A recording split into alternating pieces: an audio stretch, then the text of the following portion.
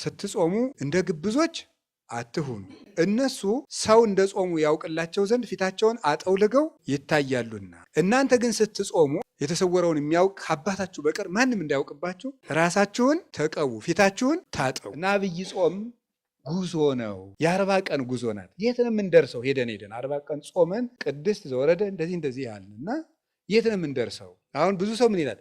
እንዲሁ ኦርቶዶክስ መሆን ያደክማል። ምክንያቱም ጾሙ ቀኑ ምንድን ነው? በጣም ብዙ ነው። እና ምንድን ነው ዓመት ሙሉ እንዳንበላ የምታደርገን ይህች ቤተክርስቲያን። ጾም ሰማያዊ መልካችንን መጠበቅ ነው። የጾመኛ ሰው ሰውነት ሌሊቱን ሙሉ ተኝቶ ማደር አይቻለውም። ጾም የትጋት ምንጭ ነው። ሰው በልቶ ትጉ ሊሆን አይችልም። ጾም የአርምሞ እህቷ ናት። አርምሞን ዝም ማለትን፣ መረጋጋትን፣ መስከንን የምታመጣው ጾም የጸሎት እናቷ ናት። ደግሞ የሚጾም ሰው ጸልይ ነው የሚያሰኝ። አይምሮ የተሳለ ነው። አንደበቱ ስል ነው። ልቡናው የተከናወነ ነው። ሐሳቡ ክት ነው። የእንባ ምንጭ ናት። ሁልጊዜ የሚበላ ሰው ማልቀስ አይችልም። የስጋን ፍትወት በሙሉ ጸጥ ታደርገዋለች። አርፈ ቁጭ በል ትለዋል። በቀን 1 ጊዜ የሚበላ ሰው መልአክ ነው። በቀን 2 ጊዜ የሚበላ ሰው ሰው ነው። በቀን 3 ጊዜ የሚበላ ሰው እንስሳ ነው። ከማይጾም ሰው ሰውነት አጋንንት ይሰበሰባሉ። የተጋድሎ ሁሉ መጀመሪያ ጾም ነው። ጾመ ነቢያትን ስንጾም ነቢያትን እናንተ ጽድቅ ፍለጋ ነው የተራባችሁ ነው። ሐዋርያትን ስንጾም እናንተ ተርባችሁ ያገኘታችሁን ጸጋ እግዚአብሔር ይስጠን ነው። አብይ ጾም ስንጾም ግን እግዚአብሔር ሰው ሆኖ የተራበው ራባችን ነው ለማለት ነው። አንተ ለእኛ ብለህ ተራብክ ተብሎ ለዚያ ረሃብ የምናሳየው የፍቅር ምልክት ነው እንጂ አብይ ጾምን ጾመን የእኛ ጾም ያጸድቀናል ማለታችን አይደለም። የእግዚአብሔር ረሃብ ድንቅ ነው። የሀብታም ልጅ ቢርበው እንኳን እንዲሁ ያሳዝናል። እንዲሁ ሁሉ እያለው እንላለን። እግዚአብሔር የተራበው ረሃብ ነው ይሄ ጾም።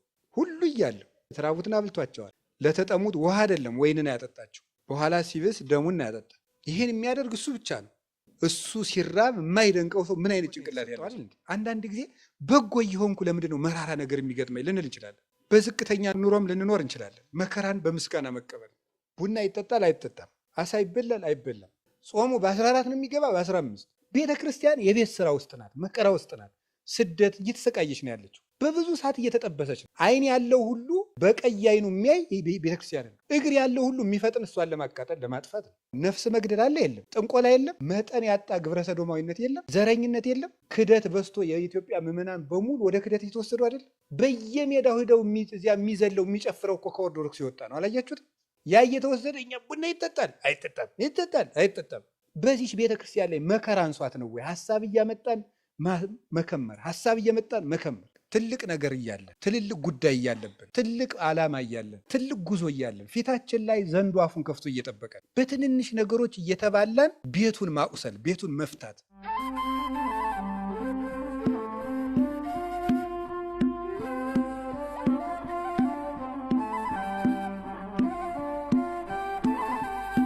በስመ አብ ወወልድ ወመንፈስ ቅዱስ አሐዱ አምላክ። በስመ አብ ወወልድ ወመንፈስ ቅዱስ አሐዱ አምላክ። በስመ አብ ወወልድ ወመንፈስ ቅዱስ አሐዱ አምላክ። ይትባረክ እግዚአብሔር አምላከ አበዊነ ቅዱሳን ዘሰብሐ ምህረቶ ላዕሌነ። ምህረቱን፣ ቸርነቱን፣ ይቅርታውን በእኛ ላይ ያጸና ቅድመ ዓለም የነበረ ይህንን ዓለም በካህሊነቱ አከናውኖ የፈጠረ ዓለምን በቸርነቱ ብዛት ትንኝንስ እንኳ ሳይዘነጋ የሚመግብ ስጋችን ለብሶ ያዳነን ፈጣሪ ዓለማት መጋቢ ዓለማት እግዚእነ ኢየሱስ ክርስቶስ በሀብት ስቦ በረድኤት አቅርቦ በቅዱስ ቦታው ስለጠራን በጎውን ነገር ሁሉ ስላደረገልን በአእምሯችን አስበን ስለማንዘልቅ ቸርነቱ ሁሉ ከባሕሪ አባቱ ከአብ ከባሕሪ ሕይወቱ ከመንፈስ ቅዱስ ጋር አንድ ለምትሆን መንግስቱ ክብር ምስጋና ይድረሰው። የእናታችን የቅድስት ድንግል ማርያም የወላዲት አምላክ የቅዱሳን መላእክት የቅዱሳን ሐዋርያት የቅዱሳን ነቢያት የሰማዕታት የጻድቃን የደናግል የመነኮሳት ረድኤታቸው በረከታቸው ሁሉ በሁላችን ላይ ጸንታ ትኑር። አባቶቻችን ካህናት፣ ወንድሞቻችን ዲያቆናት፣ አባቶች መነኮሳት፣ እናቶች መነኮሳያት፣ የጌታችን የመድኃኒታችን የኢየሱስ ክርስቶስ የድኅነት ቤተሰቦቹ ምእመናን አንድ አምላክ በሚሆን በአብ በወልድ በመንፈስ ቅዱስ ስም እንደምን ሰነበታችሁ? እንደምን ዋላችሁ? እንደምን አመሻችሁ? ቸርነት ገንዘቡ የሆነ ፈጣሪያችን ለዚህ ቀን ስላደረሰን ክብር ምስጋና ይግባው። ሁላችሁም እንኳን አደረሳችሁ። እግዚአብሔር እንደፈቀደ እንማማራለን። በመካከላችን ተገኝቶ እንዲያስተምረን ፈቃዱ ይሁንልን። እንደ እግዚአብሔር ፈቃድ ይሄ አብይ ጾም እስከሚያልቅ ድረስ አንድ ትምህርት እንማማራለን። ተከታታይ ትምህርት የምንማማረው ስለ አብይ ጾም ነው። ስለ አብይ ጾም በዚህ ጾም ውስጥ እንማራለን ማለት ነው። ጾሙ እስከሚያልቅ ድረስ ነው የምንማረው ስለዚህ ጉዳይ። ስለዚህ ርዕስ የምናደርገው የአብይ ጾም ጉዞ በሚል ርዕስ ነው የምንማማረው። እስኪ በሉ ድገሙ፣ ሶስተኛ በሉ። ይሄን እንግዲህ ክፍል 1 ክፍል 2 እያል እስከ መጨረሻው ቀን ድረስ እንማማራለን እንደ እግዚአብሔር ፈቃድ ማለት ነው። እንግዲህ ጌታችን መድኃኒታችን ኢየሱስ ክርስቶስ የጾመው 40ው ቀን በነገው ዕለት ነው የሚገባው። ከቅድስት እሁድ ጀምሮ ቀጥሎ ባለው ሰኞ ነው ጌታችን ኢየሱስ ክርስቶስ የጾመው 40ው ጾም ሰኞ ነው የሚገባው። ይሄኛው ጾመ ሕርቃል ይባላል። ታውቁታላችሁ። በየዓመቱ ነው የሚተረከው። ስለዚህ ያንን ታሳቢ በማድረግ ዛሬ ስለ አብይ ጾም እንማማራለን። ትምህርቱም የአብይ ጾም ጉዞ ብለን ነው የምንማማረው። የአብይ ጾም ምንድን ነው? አዎ የአብይ ጾም ጉዞ የምንለው ለምንድን ነው? ዝም ብለን ጉዞ ለምንድን ነው ያልነው? ለምንድን ነው የአብይ ጾም ጉዞ ማለት ያስፈለገን? አብይ ጾም ምንድን ነው የሚለውን እንነጋገራለን። የአብይ ጾም ጉዞ ስንል ለምንድን ነው ይህንን ርዕስ የመረጥነው? አብይ ጾምን የምንጾመው የት ለመድረስ ነው ነው ሀሳቡ። ይሄን እንዲመለስልን ነው። አብይ ጾምን የምንጾመው የት ለመድረስ ነው? መቼስ 40 ቀን እየጾምን ነው። 40 ቀን ጾመን የት ነው የምንደርስ? እና እሱን እንድናውቅ ነው። ምንድን ይባላል መሰላችሁ? መንገድ የሚሄድ ሰው መጀመሪያ ማወቅ ያለበት የት እንደሚሄድ ነው። የት እንደሚሄድ ማወቅ አለበት። ከዚያ ቀጥሎ ደግሞ በየት በኩል እንደሚሄድ ያጠናል። መቼ እንደሚሄድ ደግሞ ያጠናል። እነዚህን ሶስቱን ሲያውቅ ደግሞ የት እንደሚሄድ በየትኛው በኩል ቢሄድ እንደሚያዋጣው መቼ መሄድ እንዳለበት ከወሰነ በኋላ ደግሞ እንዴት እንደሚሄድ ደግሞ ምን ይላል? ይወስናል። የሀገሩን ርቀት ያያል፣ መድረሻውን ያያል፣ የመንገዱን ስልት ያያል፣ ቀኑን ወስኗል። ከዚያ በኋላ ደግሞ እየፈጠንኩ ልሂድ፣ እየሮጥኩ ልሂድ፣ ብቻዬን ልሂድ፣ ከሰው ጋር ልሂድ የሚለውን ደግሞ ያዘጋጃል። መንገድ የሚሄድ ሰው እነዚህን ሳያውቅ መጓዝ የለበትም እና ምን ይላል መሰላችሁ? አንድ ጸሐፊ የተውሶ ቃል ለመናገር ይቅርታ እየጠየቅኩኝ ሚኒንግለስ ጆርኒ ቱዋርድስ ሚኒንግለስ ኢንድ ይላል። ምን ማለት ይመስላችኋል? ትርጉም የሌለው ጉዞ ትርጉም የሌለውን መጨረሻ ያመጣል። ትርጉም የሌለው ጉዞ ትርጉም የሌለውን ምን ያመጣል? መጨረሻ ያመጣል። ወይም ደግሞ ትርጉም የሌለው ጉዞ መጨረሻውም ትርጉም የለውም። መጨረሻው የሚያምረው ጉዞ ሲታወቅ ነው። ያላወቁት መንገድ ካወቁት ሀገር አያደርስም። ካወቁት ሀገር የሚያደርሰው ባወቁት መንገድ ይሄዱ እንደሆነ ነው። የሚኬድም የምንሄድበት ዓላማ ሲሄድ ነው። ወይ ቃል እንሰጥ፣ ወይ ቃል እናመጣ፣ ወይ ልንኖር፣ ወይ ሰው ልናደርስ፣ ወይ የምናገኘው ነገር ሲኖር ነው። ዝም ብሎ መጓዝ የነፋስ ጉዞ ነው፣ ወይም የውሃ ጉዞ ነው። ውሃ ሂዶ ሂዶ ሂዶ ሂዶ ለራሱ የሚጠቀመው ነገር የለም። ነፋስ ነፍሶ ነፍሶ ነፍሶ ምንም ነፋስን እንደመጎሰም ነው ያለው ቅዱስ ጳውሎስ። ስለዚህ ነው ትርጉም የሌለው ኑሮ መኖር እጅግ አስጨናቂ ነው። ስለዚህ ስንኖር ለምናደርገው ነገር ሁሉ ለምን እንደምናደርገው ግንዛቤም አይምሮም ዓላማም ሊኖረን ይገባል። አብይ ጾምም ዓላማ ያለው ጾም ነው። ለምንድን ነው የምንጾመው? ምንድነው? የት ነው የምንደርሰው? ጾመን የት ነው የምንደርሰው? ጾመን የት እንደርሳለን የሚለውን ስናውቀው፣ የምንደርስበትን ስናውቅ አካሄዳችንም እናሳምራለን ማለት ነው። አብይ ጾምን ለምን ጉዞ አልከው ስትሉ፣ ክርስትና በባህሪው ራሱ ምንድን ነው የሚባለው? መንገድ ነው አይደለም? ክርስትና መንገድ ይባላል። ጌታችን መድኃኒታችን ኢየሱስ ክርስቶስ ከተነሳ በኋላ የመጀመሪያዎቹ ክርስቲያኖች ሃይማኖታቸውን ምን እያሉ ነበር የሚጠሩት? መንገድ እያሉ ነበር የሚጠሩት። እና ሃይማኖት መንገድ ይባላል። ሃይማኖት ራሱ መንገድ ነው፣ ጉዞ ነው። በብሉይ ኪዳንም መንገድ እየተባለ ተጠርቷል። በሐዲስ ኪዳንም መንገድ እየተባለ ይጠራ ነበር። ለምሳሌ በብሉይ ኪዳን አንድ ሐሳብ ለማምጣት ትንቢተ ሆሴዕ ምዕራፍ 14 ቁጥር 9 ላይ እንዲህ የሚል ቃል አለ።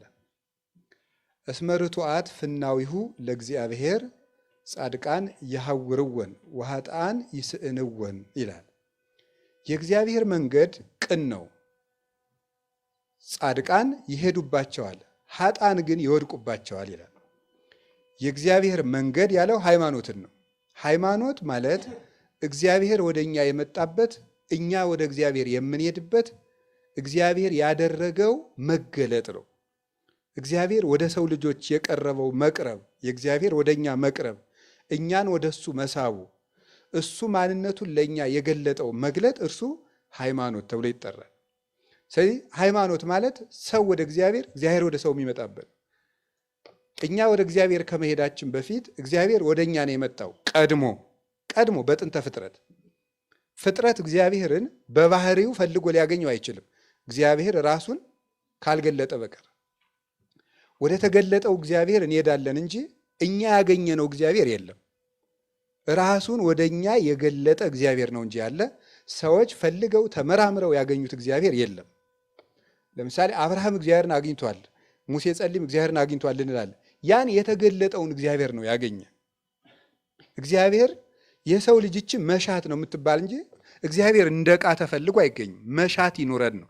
ለይትፈሳህ ልብ ዘይሐስሶ ለእግዚአብሔር፣ እግዚአብሔርን በሕግ በአምልኮ የሚሻ ሰው ደስ ይበለው ተብሏል። እግዚአብሔርን እንፈልገዋለን። የምንፈልገው መሻታችን ነው እንጂ እንደ ዕቃ እግዚአብሔር እንደዚህ ተደርጎ እግዚአብሔር የሚባል አካል አገኘው እንደዚህ ያለ ነው እንደዚህ ያለ ነው የሚባል አይደለም። ራሱን ነው እግዚአብሔር ለሰው ልጆች የገለጠ። ያ የተገለጠው እግዚአብሔር ወደ እኛ ራሱን የገለጠበት መንገድ ሃይማኖት ይባላል። እኛ ደግሞ እሱን ያን የተገለጠውን እግዚአብሔር አንድነቱን ሶስትነቱን አምነን የምንሄድበት ደግሞ መንገድ እርሱ ደግሞ ሃይማኖት ይባላል። ስለሱ የተቀበልነውን እውነት ተቀብለን ወደ እሱ የምንሄድበት ጎዳና እሱ ሃይማኖት ይባላል። ጌታችን መድኃኒታችን ኢየሱስ ክርስቶስ ወደዚህ ዓለም ምን አለ ነው የተባለው? ብሉይ ኪዳን ላይ ራሱ እግዚአብሔር አመጋገቡ ሰዎችን ሲመግብ የመንገድ ስራ ነበር የሚሰራው አይደለም? እግዚአብሔር በገነት ምን ሲል ሰማ አዳም ነው የሚለው? ሲንቀሳቀስ ሰማ አይደለም የሚለው? እግዚአብሔር በገነት ሲንቀሳቀስ ሲያንኮሻኩሽ አዳም ሰማው ይላል። ከዚያ አብርሃም ላይ ስትደርሱ ምን በል ነው ያለው? ከዘመዶች ተለይተህ ምን በል ነው? ሂድ። መንገድ ነው አሁንም እግዚአብሔር የሚያሳየው ማለት ነው። መንገድ ነው የሚያሳየው። ወደ ግብፅ ምን አትበል፣ አትሂድ። መንገድ ነው ይሄ። ያዕቆብ ከየት ወደ የት ነው ሄደው? ከከነዓን ወደ ሶሪያ ሄደ አይደለም? አሁንም ደግሞ ምንድን ነው ያለው እግዚአብሔር? ወደ ቤቴል ምንድን እንበል ነው ያለው? ተመለስ፣ ሂድ ነው የሚለው እግዚአብሔር ያዕቆብን። ከዚያ በኋላ ደግሞ ከወለደ በኋላ በሀገሩ መኖር ከጀመረ በኋላ ወደ ግብፅ ምን በል ነው ያለው? ሂድ፣ ወደ ግብፅ ውረድ። አሁንም ከግብፅ ወጡና የ40 ዓመቱ የእግዚአብሔርና የሰው ልጅ ግንኙነት የምን ግንኙነት ነበረ? የመንገድ ላይ ግንኙነት ነበረ። የመንገድ ላይ ግንኙነት ነበረ። ስለዚህ እግዚአብሔር የመንገድ አምላክ ነው ማለት ነው። እኛም መንገደኞች ነን ማለት ነው። እግዚአብሔር ደግሞ የመንገዳችን መሪ ነው። ስለዚህ ቅዱስ ዳዊት ምን አለ? ምርሃኒ እግዚኦ ፍኖተከ እንተ ባቲ አሐውር፣ አቤቱ የምሄድባትን መንገድ ምራኝ ብሎ ይጸልይ ነበር። አርት ፍኖቴ ወሁረቴ፣ መንገዶችን አቅናልኝ አካሄዴንም አሰማምርልኝ እያለ ይለምነው ነበረ። ስለዚህ አባቶቻችን ወደ እግዚአብሔር ይሄዱበት ነበር። አምላኬ አምላኬ ገይሳቤከ አምላኬ ፈጣሪ ወደ አንተ ምን እላለሁ ነው እገሰግሳለሁ። ጸማት ነፍሴ ለከስ ነፍሴ አንተን ተጠማች። ማይዜ እበጽሕ ወእሬ ገጾ ለአምላኬ ደርሼ የፈጣሪን ፊት የማየው መቼ ነው? ጉዞ ነው። ወደ ሰማይ የሚደረግ ጉዞ፣ መቃተት፣ ናፍቆት ነው ሃይማኖት። ወደምንፈልጋት ወደ ነፍሳችን መዳረሻ ወደባችን ስለሆነ ከጥፋት አድኖ የሕይወት ወደብ ወደሚሆነን ወደ ክርስቶስ የሚደረግ ጉዞ ነው ሃይማኖት። ከዛ ጌታችን መድኃኒታችን ኢየሱስ ክርስቶስ ወደዚህ ዓለም ምን አለ? መጣ። ይኸው መንገድ ነው። ይህም እኮ እግዚአብሔር ከሰማይ ወደ ምድር መጣ። መጣና እናቱ የወለደችው የት ላይ ነበር የወለደችው? መንገድ እየሄደች ነው የወለደችው። ቤተልሔም ላይ መንገድ ልትቆጠር ሄዳ እዚያ መንገድ ላይ ነው የተወለደ። እንደተወለደ ምንድን ነው ያደረገው? መንገድ ነው የጀመረው። ወዴት ነው የሄደው? ወደ ግብፅ ነው የሄደው። ከግብፅ ተመልሶ ወዴት ነው የሄደው? መንገድ ነው የሄደው። የት ነው የሄደው? ናዝሬት። በናዝሬት ሲያደግ ምን እያደረገ ነው ያደገ? እየሄደ ነው ያደገው። ከየት ወደ የት? ከገሊላ ወደ ናዝሬት ወደ ኢየሩሳሌም እየሄደ ነው ያደገው። በምድር ላይ አንሶ ሰው ውስተ ምድር አይደል ያለ ቅዱስ ኤፍሬም። በምድር ላይ ምን አለ ነው? ተመላለሰ ነው። ሊጠመቅ ምን አለ? ሆረ ኢየሱስም ገሊላ ሀበ ዮሐንስ ሄደ። 40 ቀን ሲሞላው ሊጾም ወደ ምድረ በዳ ምን አለ? ሄደ። ተመልሶ ደቀ መዛሙርቱን ደግሞ የመንገድ ወግ ነው ያወጋቸው። ምንድን ያደረገ? ና ምን በለኝ ነው ትለወኒ፣ ምን በለኝ ነው ያለው? ተከተለኝ ነው ያላቸው። መንገድ ነው ሃይማኖት። ክርስቶስን ማምለክ መንገድ ስለሆነ ደቀ መዛሙርቱን ሲመርጥ የመረጠበት ቃል ተከተለኝ የሚል ቃል ነበረ። ለጊዜው በእግር ፍጻሜው በግብር እያሉ አባቶቻችን እንደተረጎሙት። ከዚያ በኋላ ደግሞ መጨረሻ ላይ ምንድን ያደረገ? መስቀሉንም ተከተለኝ አለችው። ዘይፈቅድ ይትለወኒ ይጽላ ነፍሶ ያጥብ ወይ ጽሩ መስቀለ ሞቶ ወይ ትለወኒ። እኔን ሊከተለኝ የሚወድ ሰው ቢኖር ሰውነቱን ይጥላ፣ ራሱን ይካድ፣ ለሞት የሚያደርሰውን መስቀል መከራ መስቀል ተሸክሞ እኔን ይከተለኝ ነው ያለ። እኔን ይከተለኝ ማመን ክርስቶስን መከተል ነው፣ መንገድ ነው። ሲያስተምርም ምንድን ነው ያላቸው? እኔ ራሴ ምንድን ነበር ያላቸው? መንገድ ነኝ። አነ ውእቱ ፍኖተ ጽድቅ ወሕይወት፣ እኔ የሕይወት መንገድ ነኝ ነበር ያላቸው። ዮሐንስ 14:6 ሄደን ሄደን የት ነው የምንደርሰው ስትለው ሕይወት እኔ ጋር ነው የምትደርሱት። እንዲህ ያለመሆኑ ማረጋገጫ እውነት ምንድን ነው ስለው እኔ ራሴ ምንድን ነኝ አላቸው? እውነት። በየት አድርገን ነው የምንሄደው? በእኔ እኔ መንገድ ነኝ ብሎ መለሰ። ከዚያ በኋላ ቅዱሳን ሐዋርያትን ከዚያ በኋላ ከቀራንዮ ከሊጦስጠራ ወደ ቀራንዮ መስቀል ተሸክሞ ምን አለ? ሄደ። ተነስቶ ደግሞ ወደ ኤማሆስ ከደቀ መዛሙርቱ ጋር ምን አደረገ? ሄደ። ከትንሣኤ በኋላ ወዴታ ሄደ? ወደ ሰማይ አረገ። ከዚያ ተመልሶ ምን ያደርጋል? ይመጣል። መንገድ ነው ሁሉ እኮ እመጽእ ካዕበ ወነሣእክሙ ከመ ተሐልዉ አንትሙሂ ሀበ ሀሎ ከዋነ። ተመልሼ እመጣለሁ እናንተም እኔ ባለሁበት ትኖሩ ዘንድ እወስዳችኋለሁ። ስለዚህ ይወስደናል። መወሰድ መጨረሻችን መወሰድ ነው፣ መሄድ ነው። እዚያ በኋላ ከሱ መድረስ ነው። እና በዚህ ዓለም ላይ ስንኖር ምን እያረግን ነው ካላችሁ፣ እየሄድን ነው። እየሄድን ነው። ኑሮ ራሱ መንገድ ነው። ምን እያደረግን ነው? ወዴት ነው እየሄድን ያለ ነው? እግዚአብሔር ወይ ወደ ሞት ወደ ሕይወት ነው፣ ወይ ወደ ሕይወት ነው። ከፈቀደልን ወደ እሱ ነው። ካቃተን ደግሞ እንጂ እሱ ያውቃል። እና ቅዱስ ጳውሎስ ራሱ ምንድን ነው ያለው? ወደ ክርስቶስ ልሄድ ምን እላለሁ? እናፍቃለሁ። ልሄድ እናፍቅ። መሞት ራሱ መንገድ ነው። ወፍናው ይሁኒ ለሞት ዘእግዚአብሔር ውእቱ። የሞት መንገድ የእግዚአብሔር መንገድ ነው፣ የእግዚአብሔር ጎዳና ነው ብሎ ቅዱስ ዳዊትም ነግሮናል። ስለዚህ ጎዳና ነው። ስንኖር እየሄድን ነው። አንድ ቀን አንድ እርምጃ እንደሆነ 1 ዓመትም የሆነ ሩጫ ነው። 2 ዓመትም የሆነ ሩጫ ነው። በቆየንና በከረምን ቁጥር ወደ መቃብራችን በደንብ እየፈጠንን ነው ምን ሄደው እና አብይ ጾም ጉዞ ነው። የ40 ቀን ጉዞ ናት። የት ነው የምንደርሰው? ሄደን 40 ቀን ጾመን ቅድስት ዘወረደ እንደዚህ ያልንና የት ነው የምንደርሰው? እሱን እንድናውቅ ነው፣ መዳረሻችን እንድናውቅ። ሰው መንገደኛ ነው ሲባል እንግዲህ ምን ማለት ነው? ምን ማለት ገባችሁ አይደል? ሰው መንገደኛ ነው ማለት ምን ማለት ነው?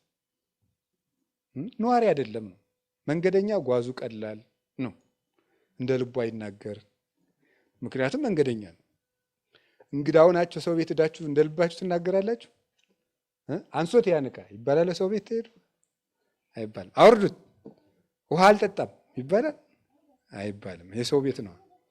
በምድር ስንኖርም እንደ ልባችን መናገር አይገባም። ምክንያቱም ምንድን ነን? ነግዶ ፈላሲ ስደተኛ ነን፣ መንገደኞች ነን። እንደ ልብ አንናገርም። ቀለል ብለንም መኖር አለብን። መንገደኛ ነን። ጥሎ ለሚሄዱት ሀገር አመል ማስቆጠርም ተገቢ አይደለም። አረ እንግዳ እኮ አመሉን አሳምሮ አረ ነገ ወደ ቤት ሊሄድ ብሎ አመሉን አሳምሮ ነው የሚሄደው። ነገ ጥለነው ለምን ሄደው ዓለም ነው መከራ የምንበላው እርስ በርሳችን እና ስለዚህ ነገ ሀጆች ነን።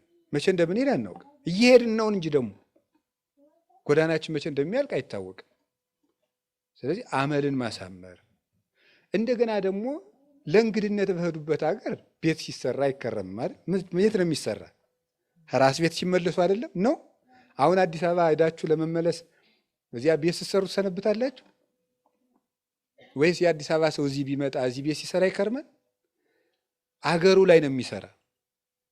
የኛ ሀገራችን የት ነው? በሰማይ ነው። ቅዱስ ዮሐንስ አፈወርቅ እንዲህ ይላል፣ 2 ሀገሮች ቢኖሩ አንዲቱ ሀገር ዘንድሮ እሳት ሊበላት ነው ብትባል፣ አንዲቱ ሀገር ደግሞ ለሁል ጊዜ ትኖራለች ብትባል የት ቤት መስራት ትፈልጋላችሁ ይላል። የት ነው የምትሰሩት? የማይቃጠለው ነው አይደል? ስለዚህ እነዚህ ያሉት ደግሞ ምን ያደርጋል? እነዚህ ሰማያት ደግሞ ይጠፋሉ። እነዚህ የምናያቸው ምድሮች በማይጠፋው ዓለም ምን አለኝ ማለት ይገባል። ስለ እውነት በዚህ ዓለም ራሳችንም ሰርተን ሆነ ሰውም ሰርቶልን መጠለያ ጎጆም አለን፣ መጠለያ ልብስም አለን። በዚያኛው ዓለም ግን ምን ይጠብቀኝ ይሆን ብሎ ማሰብ ይገባል። የሚሄድ ሰው መድረሻውን ይመሽብኝ ይሆን? አውሬ ይበላኝ ይሆን? ክረምት ከሆነ ውሃ ይሞላብኝ ይሆን? በጋ ከሆነ ይቀትርብኛል እያለ እያሰበ ነው የሚሄደው እና እያሰብን መኖር አለብን። የሚጾም ሰው ሞቱንም ትንሣኤውንም እያሰበ ነው የሚጾሙ። ምን እያደረግን እንሄዳለን የሚለውን መንገዳችን እንድናውቅ ነው። ጾሙ ምንድን ነው? አብይ ጾም። አሁን የአብይ ጾም ጉዞ ለምን እንዳልነው ነገርኳችሁ። አሁን ደግሞ ለምንድን ነው አብይ ጾም የሚባለው የሚለውን ልንገራችሁና ከዚያ ወደ ቀጣዩ ሀሳባችን እንሄዳለን። አብይ ጾም የሚባለው ጾም ታውቃላችሁ። ጾም ማለት መከልከል ነው። ተከልኦተ ብእሲ እመብል፣ የሰው ልጅ በጊዜ እውቅ በታወቀ በተሰፈረ በተለካ ጊዜ ከመብል መከልከሉ ጾም ይባላል። በታወቀ ጊዜ ጾም ማለት ባጭሩ መከልከል ማለት ነው። ፍትሕ መንፈሳዊ አንቀጽ 15 ቁጥር 1 ላይ እንደተጻፈው ጾም መከልከል ነው። መከልከል ነው ጾም። ይሄ ፍቹ ዝም ብሎ ዘይቤያዊ ፍቹ ነው። ግዕዙ ወደ አማርኛ ሲተረጎም ነው መከልከል የሚሆነው። መንፈሳዊ ፍቹ ግን ጾም ምንድን ነው? ጾም ምን ይመስላችኋል? ጾም ሰማያዊ መልካችንን መጠበቅ ነው። ሰማያዊ መልካችንን እኛ የተፈጠርነው በማን መልክ ይመስላችኋል? ኦሪት ዘፍጥረት ምዕራፍ 1 ቁጥር 26 ላይ እንደተጻፈው በማን መልክ ነው የተፈጠርነው? በእግዚአብሔር መልክ ነው የተፈጠርነው። በእግዚአብሔር አርአያና መልክ ከተፈጠር እግዚአብሔር ይበላል አይበላም? ጥያቄው ራሱ መልሱ እንጂ አይበላም አይደል እንዴ? ይበላል አይበላም? አይበላም። እና ምን ጾመው ወደ የትኛው መልካችን ለመሄድ ነው? እግዚአብሔርን መስለን ስለተፈጠር ወደማይበላው መልካችን ለመሄድ ነው። መጨረሻ ላይ መንግስተ ሰማያት እንበላለን አንበላም? አንበላም። እና ወደዚያኛው ዝግጅት እያደረግን ጾም ማለት ወደ ትክክለኛ መልካችን መመለስ ማለት ነው። ወደ ተፈጥሯችን መመለስ ነው። ይሄ የሚበላው ስጋ ራሱ መጨረሻ ላይ በማይበላ ህይወት ነው የሚኖረው። ስለዚህ እግዚአብሔርን ወደምንመስልበት መልክ መሄድ ነው ጾም ማለት። ሰማያዊነት ነው። ይውላችሁ የኛ ኦርቶዶክሳዊ ተዋሕዶ ቤተክርስቲያን ስንዱ እመቤት የሆነችው እናታችን ከዓመት ካሉት ቀናት የምታበዛው ምኑን ነው? በቃ ጠቅላላው ህይወታችን ማንን ወደ መምሰል እንዲያድግ ነው። አሁን ብዙ ሰው ምን ይላል? እንዲሁ ኦርቶዶክስ መሆን ያደክማል። ምክንያቱም ጾሙ ቀኑ ምንድን ነው? በጣም ብዙ ነው። እሺ ለአብይ ጾም 55 እሺ ጾመ ሐዋርያት 40 እስኪ እናድርገው። እሺ በሉ ደግሞ 95 ጾመ ነቢያት 44 139 መጣ። ፍልሰት 16 ነነዌ 3 እሺ ዓርብ ረቡዕ 52 ነው የሚመጣ 52 አማል ግን የሚቀነስ ይኖራል። እስቲ 52 እናድርገው ዝም ብለን 52 ሳምንት ነው አመቱ። ስንት ይመጣል? አዎ ይሄን ያህል ጾም አላት ከአመቱ ማለት ነው። እና ምንድነው አመት ሙሉ እንዳንበላ የምታረገን እቺ ቤተክርስቲያን ነው። የለም ልጆች የሚሻላችሁ ማንን ብትመስሉ ነው? ፈጣሪያችሁን ብትመስሉ ነው። ይሄማ መብላቱ የማን ነው? የበሬ ነው። የበሬ የአህያ የፈረስ ነው። እግዚአብሔርን ብትመስሉ ነው የሚሻላችሁ። እንዲያው ለመቆም እንስሳነቱንም አንዳንድ ጊዜ ምን አድርጉት ነው ብሉ፣ እየዋላችሁ ብሉ። መች ይሄ እንስሳው ጠባያችሁ ካልቆመ መላካዊ ጠባያችሁ ስለማይሆንለት እየዋላችሁ ብሉ፣ እየጾማችሁ ብሉ። ግን እግዚአብሔርን መምሰላችሁ ቢበዛ ይሻላል ብላ ነው። በሰማይ መብላት መጠጣት የለም። ይቺ ቤተክርስቲያን ሰማያዊት ቤተክርስቲያን ስለሆነ የሰማዩን ኑሮ ነው እዚህ ውስጥ የምታለማመደን። በሰማይ ሄደን የምንኖረው ኑሮ መብል እንዲያውም ካገኘነው ዘንድ እናጥረገርገዋለን እንጂ እኔንም ጨምሮ ምን ነው ባይኖር ኖሮ በእውነት መከራ ወንድሜ፣ ምግብ ባይኖር የሁሉ ጦርነት ራሱ ይኖራል እንዴ? ምግብ ባይኖር። ነገር ግን የሰው ልጅ ኩራተኛ ነው እንጂ በኩራትም ሊጣላ ይችላል። ምግብ ነው የሁሉ መከራ የሚያመጣው። በሽታ ቢመጣ በምግብ ለኩላሊት ጥሩ ነው የተባለው ምግብ ለጨጓራ ክፉ ይሆናል። ለጨጓራ ጥሩ ነው የተባለው ለልብ ክፉ ይሆናል። መከራ የሆነ ነገር ነው በዚህ ዓለም መኖር። እና ለምንድን ነው ግን ቤተክርስቲያን እንዲህ የምታደርገው ሲባል መልአካዊ ሕይወት እና ቅዱስ ወግሪስ ሲናገር ምን ይናገራል? በቀን አንድ ጊዜ የሚበላ ሰው መልአክ ነው። በቀን 2 ጊዜ የሚበላ ሰው ሰው ነው። በቀን 3 ጊዜ የሚበላ ሰው እንስሳ ነው ይላል። በቀን አንድ ጊዜ የሚበላ ምንድን ነው? መልአክ ይበላል አይደለም? መልአክ ይበላል እንዴ? በቀን አንድ ጊዜስ ምንድን ነው? አብዛኛው ሕይወቱ ወደ ምን ያደላ ነው ማለቱ ነው? ወደ መልአካዊ ሕይወት ያደላ ነው። በቀን አንድ ጊዜ የሚበላ መልአክ ነው። 2 ጊዜ የሚበላስ ተመስገን። 3 ጊዜ የሚበላውስ እንስሳ ነው። ወደ እንስሳነት እየወረድ ነው። ከ3 ጊዜ ወደ 2 ጊዜ ስትቀንሰው ሰው ትሆናለህ። ወደ አንድ ጊዜ ሲያመጡት ደግሞ አባቶቻችን የሚኖሩት በገዳም ዘግተው ትርምት እያዙ የሚኖሩት ደግሞ እነሱ ምን ይሆናሉ? መልአክ ይሆናሉ ማለት መልአክ ይሆናሉ። ጾም ማለት ይሄ ነው። ጾም የሚጾም ሰው ስጋሁ ለጸዋሚ እይትካህሎ ከመይኑም ኩላ ሌሊተ ፊልክስዩስ ሲናገር መጽሐፈ መነኮሳት የጾመኛ ሰው ሰውነት ሌሊቱ ሙሉ ተኝቶ ማደር አይቻለውም ይላል። ጾም የትጋት ምንጭ ነው። ትጋት የሚገኘው ከጾም ነው። ሰው በልቶ ትጉ ሊሆን አይችልም። እንዲያውም በጣም ምን ያደርጋል መሰላችሁ? ሰው ሲበላ ምንድን ነው የሚያደርገው?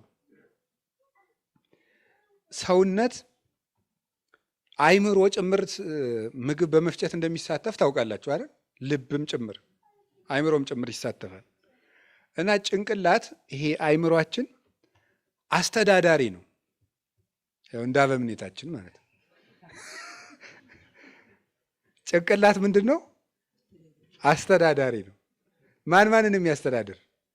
እጅን፣ እግርን፣ ኩላሊትን፣ ሳምባን፣ አጠቃላይ ሰውነትን ማንም የሚያስተዳድር ይሄን የሚያስተዳድረው። እና ሆድ የምን አካል ነው? አንድ ግዛቱ ነው። የማን? የጭንቅላት። እና ምግብ አጥብቆ ሲሰጠው ምግብ መፍጨት በግዛቱ ውስጥ በጣም ከፍተኛ ስራ ስለሆነ እዚያ ላይ ይጠመዳል። እዚያ ላይ ሲጠመድ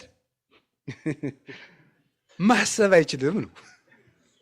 ማሰብ አይችልም። ምክንያቱም ያንን ግዛቱን በማስከበር ተጠምዷል ማለት ያን በማስፈጨት ባይድ ነገር ስለተከመረበት እሱን ነገር ስፍራ እስከሚያይዝ ጓዙን ስፍራ እስኪያስይዘው የማሰብ አቅም ያጣል።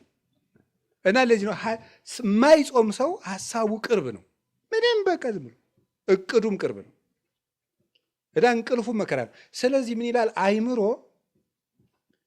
ሰውነትን ማንቃት አንድ ስራ ይሆንበታል። ምግቡን ደግሞ ትእዛዝ ሰጥቶ ማስፈጨት አንድ ስራ ይሆንበታል። ስለዚህ ምን ያደርጋል? ሰውየውን ተኛ፣ ቆይ ምግቡን ልፍጨው ይልና ምን ያደርገዋል? አስተኝቶ ይፈጫል ማለት ነው። ሰውየውን ያስተኛና ምግቡን ስለሚፈጭ ሰውየው በዛ ጊዜ መነሳት ያቅተዋል ማለት ነው። እና የጾመኛ ሰው ሰውነት ንቁ ነው ይላል። ጾም እማ ለጸሎት እህታ ለአርምሞ ወጥንት ለኩሉ ገድል ሰናይ። የጸሎት ማር ይስሐቅ ሲናገር ደግሞ ጾም ምንድን ናት ያለ? የአርምሞ ምኗ ናት? እህቷ ናት ይላል። ታላቅ እህቷ ናት። አርምሞን ዝም ማለትን፣ መረጋጋትን፣ መስከንን የምታመጣው ማናት? ጾም። እማ ለምን? ለጸሎት። የጸሎት እናቷ ናት። ደግሞ ጸሎትን የምትወልዳት ማናት? ጾም ናት። የሚጾም ሰው ጸልይ ጸልይ ጸልይ ጸልይ ጸልይ ነው የሚያሰኘው። አይምሮ የተሳለ ነው። አንደበቱ ስል ነው። ልቡናው የተከናወነ ነው። ሐሳቡ ክት ነው። ስለዚህ የጸሎት እናት ናት። ነቃ ለአንብ የእንባ ምንጭ ናት። ሁልጊዜ የሚበላ ሰው ማልቀስ አይችልም። በነገራችን የሚጾም ሰው ነው። አሁን ከዓለም እኮ ተቃራኒ ነው። የዚህ ዓለም ነገር እኮ እና ክርስትና እንደተቃረኑ ነው የሚኖሩት። አሁን ካልጠጣህ የትኛውን ውሃ ታነባዋለህ ነው አይደል የሚለው። በሳይንስ ቢሆን ኖሮ ብናዋጋ ያልጠጣኸውን የት እንባ ይመጣል ነው። እንዲሁም ቅዱሳን ሲበቁ ውሃ ወደ አለመጠጣት ሲሄዱ እንባቸው ምን ያደርጋል? እያጸርው ይይዙ ነው እኮ የሚለው። እንባቸው ፈጽሞ የማይቆም ነው የሚሆነው፣ እንደ ሰኗ። ለዚያውም አይን የማይቆጠቁጥ ያለ ስስት የሚወርድ እንባ ነው የሚኖራቸው። የእነ አቡነ ገብረ መንፈስ ቅዱስ፣ የእነ አቡነ ተክለ ሃይማኖት፣ የእነዚህ ከዋክብት እንባቸው ምንጭ ነው፣ የክርስቶስን ሕማም እያሰቡ ማለት ነው። የእንባ ምንጭ፣ የጸሎት እናት፣ የአርምሞ እህቷ ማናት? የጥንት የገድል የተጋድሎ ሁሉ መጀመሪያ ጾም ነው። የተጋድሎ ሙሴ 40 ዓመት ህዝብን የመምራትን ገድል የጀመረው ምን በማድረግ ነበር? በመጾም ነው የጀመረው። ክርስቶስ ራሱ መድኃኒታችን ኢየሱስ ክርስቶስ ዓለምን የማስተማር ገድልን የጀመረ ምን አድርጎ ነው? መጀመሪያ ጾሞ ነው። ሁሉ ነገር ተጾሞ ይጀመራል። ክርስትና ስንነሳ ቅዳሴውን የጀመርነው ምን አድርገን ነበረ? ጾመን ነው የጀመረው። ቅዳሴ ከተገባበት ጀምሮ እስከምንቆርበት ሰዓት እኮ ሕፃናት ይጾማሉ። ታውቃለች? ይጾማሉ።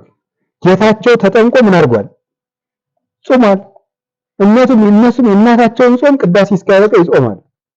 እየተሳተፉ ነው። የፈለገ ቢያለቅሱ ስጦታ አይሰጥ። ቅዳሴዋን መጾም አለባቸው። ጾመን ነው የጀመርነው። ጋብቻ የሚያገቡ ሰዎች በጾም ነው ትዳራቸውን የሚጀምሩት።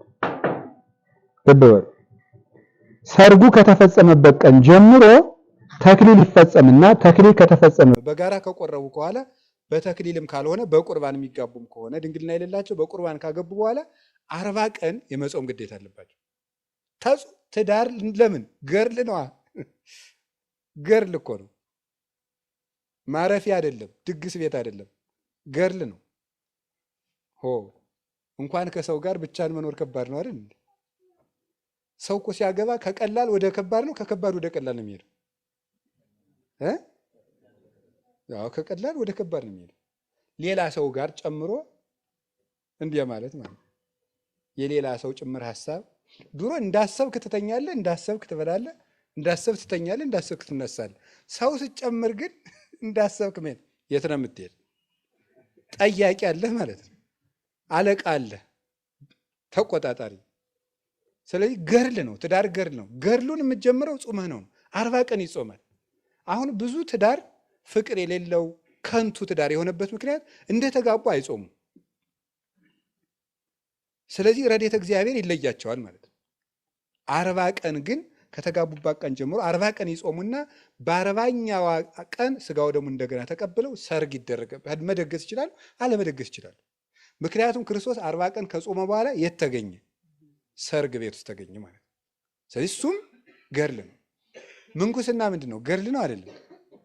ገርል ዋናው ገርል። ምንኩስና የሚጀመረው ምን ተደርጎ ነው? ተጾሞ ነው። አንድ ሰው ከመነኮሰ በኋላ ስንት ቀን ይጾማል? ከመነኮሰበት ቀን ጀምሮ 40 ቀን ይጾማል። 40 ቀን ለዚያውም ልብሱን ሳያወልቅ ሰውነቱን ሳይታጠብ። እንዲያውም አብዛኛው የመነኩሴ መከራ ያለች 40 ቀኗ ውስጥ ናት። ስቃይ የሆነም ፈተና ማለት ነው። ጠቅላላ የዲያብሎስ ጦርነት የሚከፈተው እዚህ 40 ቀን ውስጥ ነው። አሁን ይህን ማስረዳት አይቻልም። የመነኮሰ ብቻ ነው የሚያውቀው። ብቻ እንዳለው ማሳወቅ ግን ጥሩ ነው። አለው ብቻ ማለት ዝም ብሎ ማለት ምን ያህል ነው መጠኑ? መንኩሳችሁ ወቁት አልላችሁ ነገር። እሱም በጾም ነው የሚጀምረው። ክህነት ሲሰጥ በጾም ነው የሚጀምረው። አሁን ይኖር አለ እንጂ አባቶቻችን ዲቁና ሰጠው ለዲያቆኑ ምን ይሰጡታል? ጾም ይሰጣል። ቅስና ሰጠው ለቄሱ ምን ይሰጡታል? ጾም። ክህነት ገድል ነው። ለሱም ጾም ይሰጣል። ሁሉም በጾም ነው የሚጀመረው። ለምን? መዳረሻችን ጾም ነው። መንግስተ ሰማያት ውስጥ የጾም ኑሮ ነው፣ ያለ መብላት ኑሮ ነው። በጾም የተጀመረው በጾም ወደሚኖርበት ህይወት ያደርሳልና ጾም ማለት እንደዚህ ያለ ነው። ጾም ትፌውስ ቁስለ ነፍስ ይላል ደግሞ ቅዱስ ያሬድ። ጾም የነፍስን ቁስል ምን ታደርጋለች? ትፈውሳለች። ወታጸምም ፍትወታተ ኩሉ ዘስጋ፣ የስጋን ፍትወት በሙሉ ጸጥ ታደርገዋለች። አርፈ ቁጭ በል ትለዋለች። ማናት እንዲያ የምታደርገው? ጾም። የነፍስን ቁስሏን የምትፈውሳት ጾም ናት ተብሏል። እንግዲህ ፈውስ ነው፣ ምንጭ ነው ብያቸዋለሁ። መላካዊ ህይወት ነው፣ እግዚአብሔርን የሚያስመስል ህይወት ነው፣ የመንግስተ ሰማያት ኑሮ ነው ጾም። ለዚህ ነው የምንጾመው። ፍኖተ ክርስቶስም ነው፣ የገድል መነሻም ነው፣ የጸሎት ምንጭም ነው። አጋንንትም አይወዱም። ልንገራችሁ፣ አንድ ሰው ገበታ አለ። ገበታው ውስጥ ውሃ እርጥብ ሲሆን ነው ደረቅ ሲሆን ነው ትንኝ የሚመጣው? እርጥብ ሲሆን ነው አይደለም? አዎ እርጥብ ሲሆን ነው። እንደዚህ ሁሉ ከማይጾም ሰው ሰውነት ማን ይሰበሰባል? አጋንንት ይሰበሰባሉ። አጋንንትን ዝንብ ወይም ትንኝ አድርጓቸው ይሰበሰባሉ። ከደረቁ አይሰበሰቡም። አጋንንት ከበው የሚያስጨንቁት የማይጾምን ሰው ነው። የሚጾምን ሰው አይፈትንም ማለት እንዳልሆነ ሁሉ ማለት ነው። እሱ ራሱን የቻለ ጎዳና አለው። ስለዚህ ያስጨንቃሉ። ጥያቄ፣ እሳት እየነደደ እንጨት ብንጨምርበት እሳቱ ምን ያደርጋል? ይጨምራል። እንጨቱን ወጣ ብናደርገውስ ይጠፋል አይደል? እንዲህ እሳቱ። አዎ፣ እንጨት ምንድን ነው? ምግብ። እሳት ምንድን ነው? እንደዚያ ነው። ስለዚህ እንጨቱን ወጣ ስናደርገው እሳቱ ምን ያደርጋል? ይጠፋል ነው። ጾም ይኸው ታጸምም የተባለ ለዚህ ነው። ጭጭ ነው የምታደርገው፣ እረፍ የምትለው እንጨቱን መቀነስ ነው። ይሄ ነው ጾም። ከዚያ አብይ ጾም እንፈታ ነው። አብይ ጾም ደግሞ ታላቅ ጾም፣ ከጾም ደግሞ በላይ ታላቅ ጾም የተባለው ጾም ነው። ይሄ ለምንድን ነው አብይ ጾም ታላቅ ጾም የተባለው የሚለው? እንግዲህ አብይ ማለት ታላቅ ማለት ነው። ጾም ነው፣ ሰታ ነው። ጾም ማለት ይሄ ነው ብለናል። አብይ ጾም ታላቅ ጾም ነው። ለምንድን ነው ታላቅ ጾም የተባለው? የመጀመሪያው የጾመው ምንድን ነው? አብይ እግዚአብሔር ነው የጾመው። አብይ እግዚአብሔር መዝሙር 145 ቁጥር 5 ላይ መዝሙር 146 ቁጥር 5 ላይ አብይ እግዚአብሔር ወአብይ ኃይሉ ወአልቦ ሁልቁ ለጥበቢሁ ይላል። እግዚአብሔር ታላቅ ነው፣ ኃይሉም ታላቅ ነው፣ ለጥበቡም ቁጥር ስፍር የለውም ይላል። እግዚአብሔር ታላቅ ነው፣ ኃይሉም ታላቅ ነው፣ ለጥበቡም ቁጥር ስፍር የለውም። እግዚአብሔር ታላቅ ነው፣ አብ ነው። ኃይሉም ታላቅ ነው፣ ወልድ ነው። ለጥበቡም ቁጥር ስፍር የለውም፣ መንፈስ ቅዱስ ነው። ስለዚህ እግዚአብሔር ታላቅ ነው፣ ኃይሉ ታላቅ ነው ሲባል ክርስቶስ የእግዚአብሔር ኃይል ይባላል። አንደኛ ቆሮንቶስ ምዕራፍ 1 ቁጥር 26 ላይ እንደነገረን እስመ ክርስቶስ ኃይል እግዚአብሔር ውእቱ፣ ክርስቶስ የእግዚአብሔር ኃይል ነው። የእግዚአብሔር ኃይል ይባላል። የአብ ኃይሉ ይባላል፣ ክንዱ ይባላል። የሰው ኃይሉ በክንዱ እንዲገለጥ የአብ የመንፈስ ቅዱስ ኃይላቸው በወልድ ተገልጧልና ይላሉ ሊቃውንቱ። ስለዚህ አብይ እግዚአብሔር ታላቅ የሆነ ገናናው እግዚአብሔር የጾመው ጾም ስለሆነ አብይ ጾም ይባላል። ደስ አይላችሁ? እግዚአብሔር የጾመውን ጾም መጾም ማለት ነው። ንጉሱን ተከትሎ መዝመት ማለት እኮ ነው። ዘመቻችን አጋንንትን ለመዋጋት ነው። ንጉሱን ተከትሎ የምንከተለው ንጉስ ደግሞ በረሃብ ብንከተለው ጦም የሚያሳድር አይደለም። ራሱን የህይወት እንጀራ አድርጎ የሚመግብ ነው። ከክርስቶስ ጋር የጾመ የሚመገበው ክርስቶስን ነው። ከክርስቶስ ጋር የጾመ ሰው ስለዚህ ገናና ጾም የሚያሰኘው የምንጠግብበት ነው። የምንጠግበው ክርስቶስን ነው። ከንጉስ ጋር የተራበ ንጉሱ በነገሰ ጊዜ የንጉስ ማዕድ ይሳተፋል። ከክርስቶስ ጋር የተራበ ሰው ክርስቶስን መመገብ ይችላል። ይሄ ጾም የምንራበው ከክርስቶስ ጋር ነው። ጾመ ነቢያትን ስንጾም ነቢያትን የእናንተ ረሃብ ረሃባችን ነው ማለታችን ነው። እናንተ ጽድቅ ፍለጋ ነው የተራባችሁ ነው። እንሳተፋችኋለን። አባቶቻችን ሐዋርያትን ስንጾም የእናንተ ረሃብ ረሃባችን ነው። እናንተ ተርባችሁ ያገኘታችሁን ጸጋ እግዚአብሔር ይስጠን ነው። አብይ ጾም ስንጾም ግን እግዚአብሔር ሰው ሆኖ የተራበው ረሃብ ረሃባችን ነው ለማለት ነው። ያንተ ረሃብ ረሃባችን ነው ማለታችን ነው። ይሄን የምንሳተፈው የክርስቶስን ረሃብ። ስለዚህ ንጉሥ ክርስቶስ ስለጾመው አብይ ጾም ይባላል። በገጠር ሁዳዴ ጾም ይባላል። ሁዳዴ ጾም ሰምታችሁ ታውቃላችሁ አይደል? ሁዳድ ማለት የንጉሥ እርሻ ማለት ነው። ሁዳድ ኮድድ፣ ኮደደ፣ መኮድድ፣ መኮደድ ይላሉ እነሱ ናቸው። እንዲፍልት ልታስኮድደኝ ነው ይላል። ኩዳድ እርሻ ሄዷል እገሌ ከተባለ የትልቅ ሰው የባለስልጣን እርሻ ሊያርስዷል ማለት ነው። የንጉሥ እርሻ በዚያ መቅረት በጣም ከባድ ነው። እዚያ እርሻ የቀረ ሰው ሊኖር ነው ላይኖር ነው። ምክንያቱም የማን እርሻ ነው? የንጉሥ እርሻ ነው። እና ሁዳዴ ጾም ሰፊ እርሻ ማለት ነው። የንጉሥ እርሻ ሰፊ ስለሆነ አገሩ ሁሉ ነው የሚሰማራበት።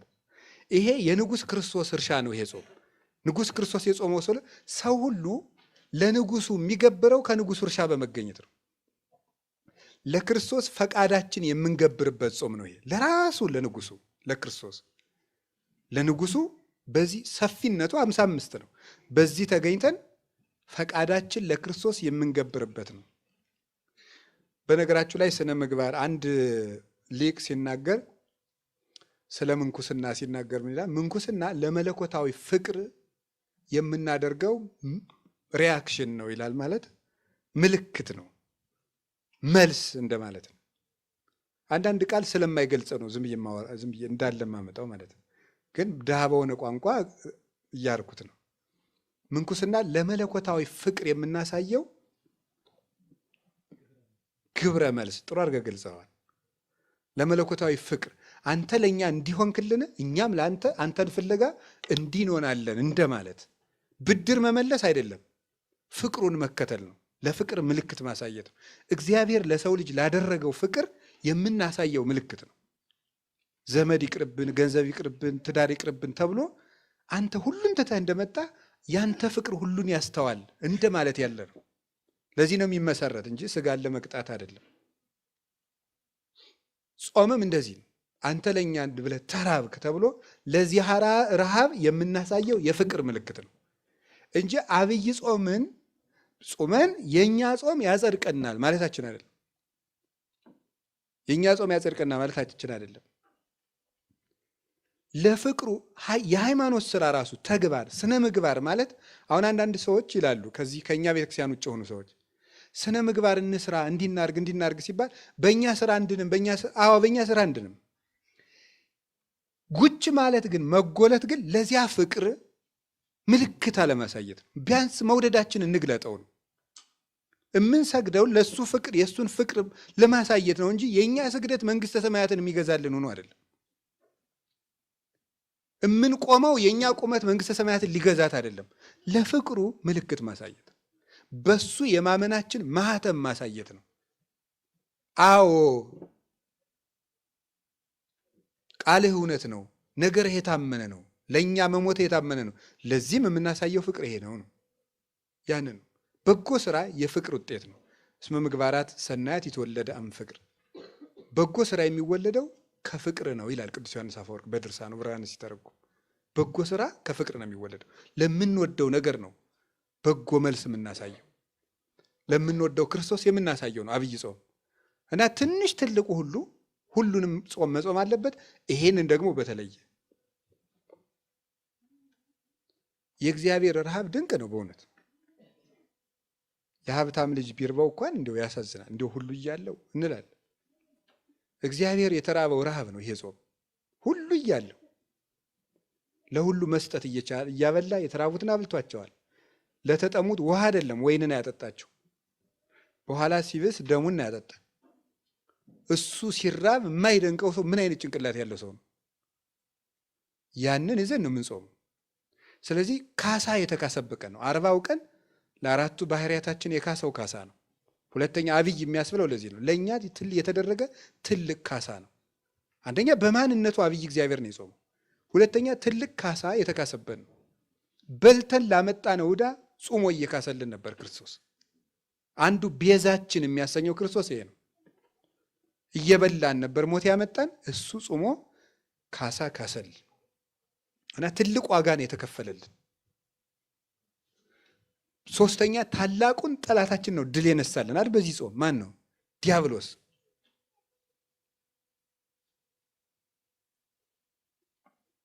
እምደ ጸላኢ ዘአልቦ ምህረት ያለው ቅዱስ ኤፍሬም ምህረት የሌለውን ጠላታችን ነው የቀጠቀጠልን። ትልቁን ጠላታችን በዚህ ጾም ቀጥቅጦታል። በትዕቢት ቢመጣ በትዕቢት ነበር ቀድሞ ከገነት የወጣ ነው። በትህትና አድርጎ በስስታችን ነበር ሔዋንን ዋፍተዋል። ሔዋን ቢ የሚያደርግ ስስት ነበረ ገነቱ ነበር። እሱን አጠፋው። የሌላትን ገንዘብ መመኘት፣ የሌላትን አምላክነት መመኘት ፍቅረ ነዋይ ነበረባት ሔዋን። የሰጣትን ትታ ያልሰጣትን። ሶስቱም አዳምና ሔዋን ሞትን ያገቡባቸው መስመሮች ነበሩ። ጌታ በ40 ጾም የተፈተናቸው እነዚያን ነው ያጠፋልን። የኃጢአትን ስሩን ያደረቀበት ጾም ነው ይሄ ጾም። ስለዚህ አብይ ጾም ገናናው አምላክ ስለ ጾመው፣ ትልቅ ካሳ ስለካሰልን፣ ሶስተኛ ትልቁን ጠላታችን ድል ስለነሳልን አብይ ጾም ይባላል ባጭሩ። እሺ አብይ ጾም ከየት ይጀመራል ነው? አብይ ጾም ከየት ይጀመራል? እስኪ በሉ አብይ ጾም በሉ። እሺ ከየት ይጀመራል ነው? መልሱ እስኪ። ከዘወረደ በሉ እስኪ። አዎ አብይ ጾም ከዘወረደ ይጀመራል። አሁን የአብይ ጾም ምንድነው ርዕሳችን? ንገሩኝ እንጂ። ጉዞ ነው። የአብይ ጾም ጉዞ ከየት ነው የሚጀመረው ነው?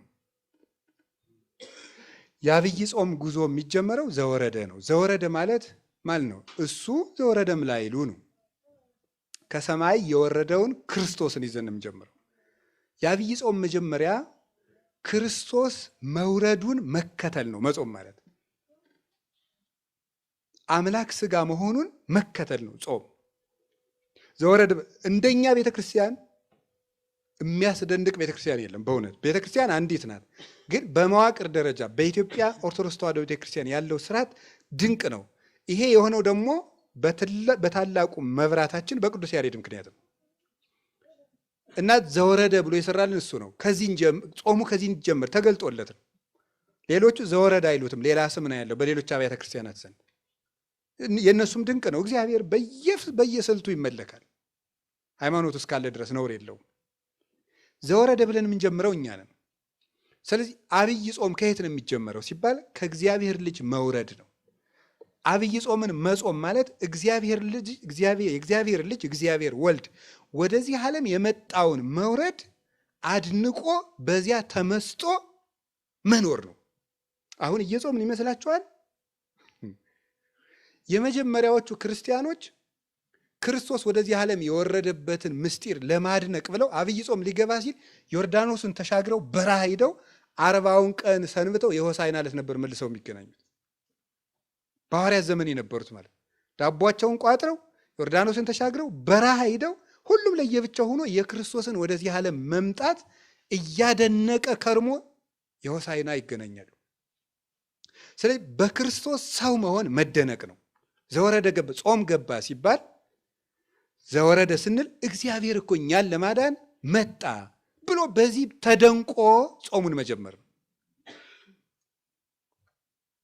አላችሁ አይደለም? ያው እግዚአብሔር ወደዚህ ዓለም መጣ የሚለውን እንዲደንቀን መሆን ነው። ደንቆን ከጾም ነው ጥሩ ነው። እንዲደንቀን አንድ ሁለት ነገሮች እንደው ሊቃውንቱ ከተናገሩት ልንገራችሁ። እስቲ እግዚአብሔር አብ ወደ እግዚአብሔር ወልድ ወደዚህ ዓለም መምጣቱን ይዘን መደነቅ ነው። እና እዚያ ጋር የምናደርገዋል። አሁን በዘወረደ ሳምንት ማድረግ ያለብን ነገሮች አሉ። በዘወረደ ሳምንት የመጀመሪያው ማመን ማድነቅ ነው። የምናደንቀው ሰው ሆኖ ወደዚህ ዓለም የመጣበት ምስጢር ነው። ቅዱስ ዳዊት ምን ብሎ ነበር የተናገረው? አጽነነ ሰማያተ ወረደ ነው ብሎ ነው የተናገረው። የሚያስደንቅ ነገር ነው። ለምንድን ነው ሰማይን ዝቅ ዝቅ አድርጎ መጣ የሚለው? እስኪ በሉ። ሰማይን ዝቅ ዝቅ አድርጎ መጣ። አንድ የበረሃ መነኩሴ የተናገረውን እንገራቸው። ለሰው ልጅ ደግሞ ትሕትና ምንድን ነው አለ። እኔ በጣም ነው የሚደንቀኝ የዚህ መነኩሴ ንግግር ስሰማ። ለሰው ልጅ ትሕትና አይገባውም፣ ለሰው ልጅ የሚገባው አቅሙን ማወቅ ነው ይላል። ምክንያቱም አፈር ትሕትና የለውምና ይላል። ምክንያቱም አፈር መጀመሪያ ምን ያደርገ ነው? የወደቀ ነው። አፈር ወዴት ዝቅ ይላል? ትቢያ አይደለ? አንተ የተፈጠርከው ከምንድን ነው? ከአፈር ነው። አንተ ትሁት ልትባል አይገባም። አንተ አቅምህን ነው ማወቅ ያለብህ። ትሁት ሊባል የሚገባው ማን ነው? ክርስቶስ ነው። ካለ ማንነቱ ወደማይመጥነው የመጣ እሱ ነው።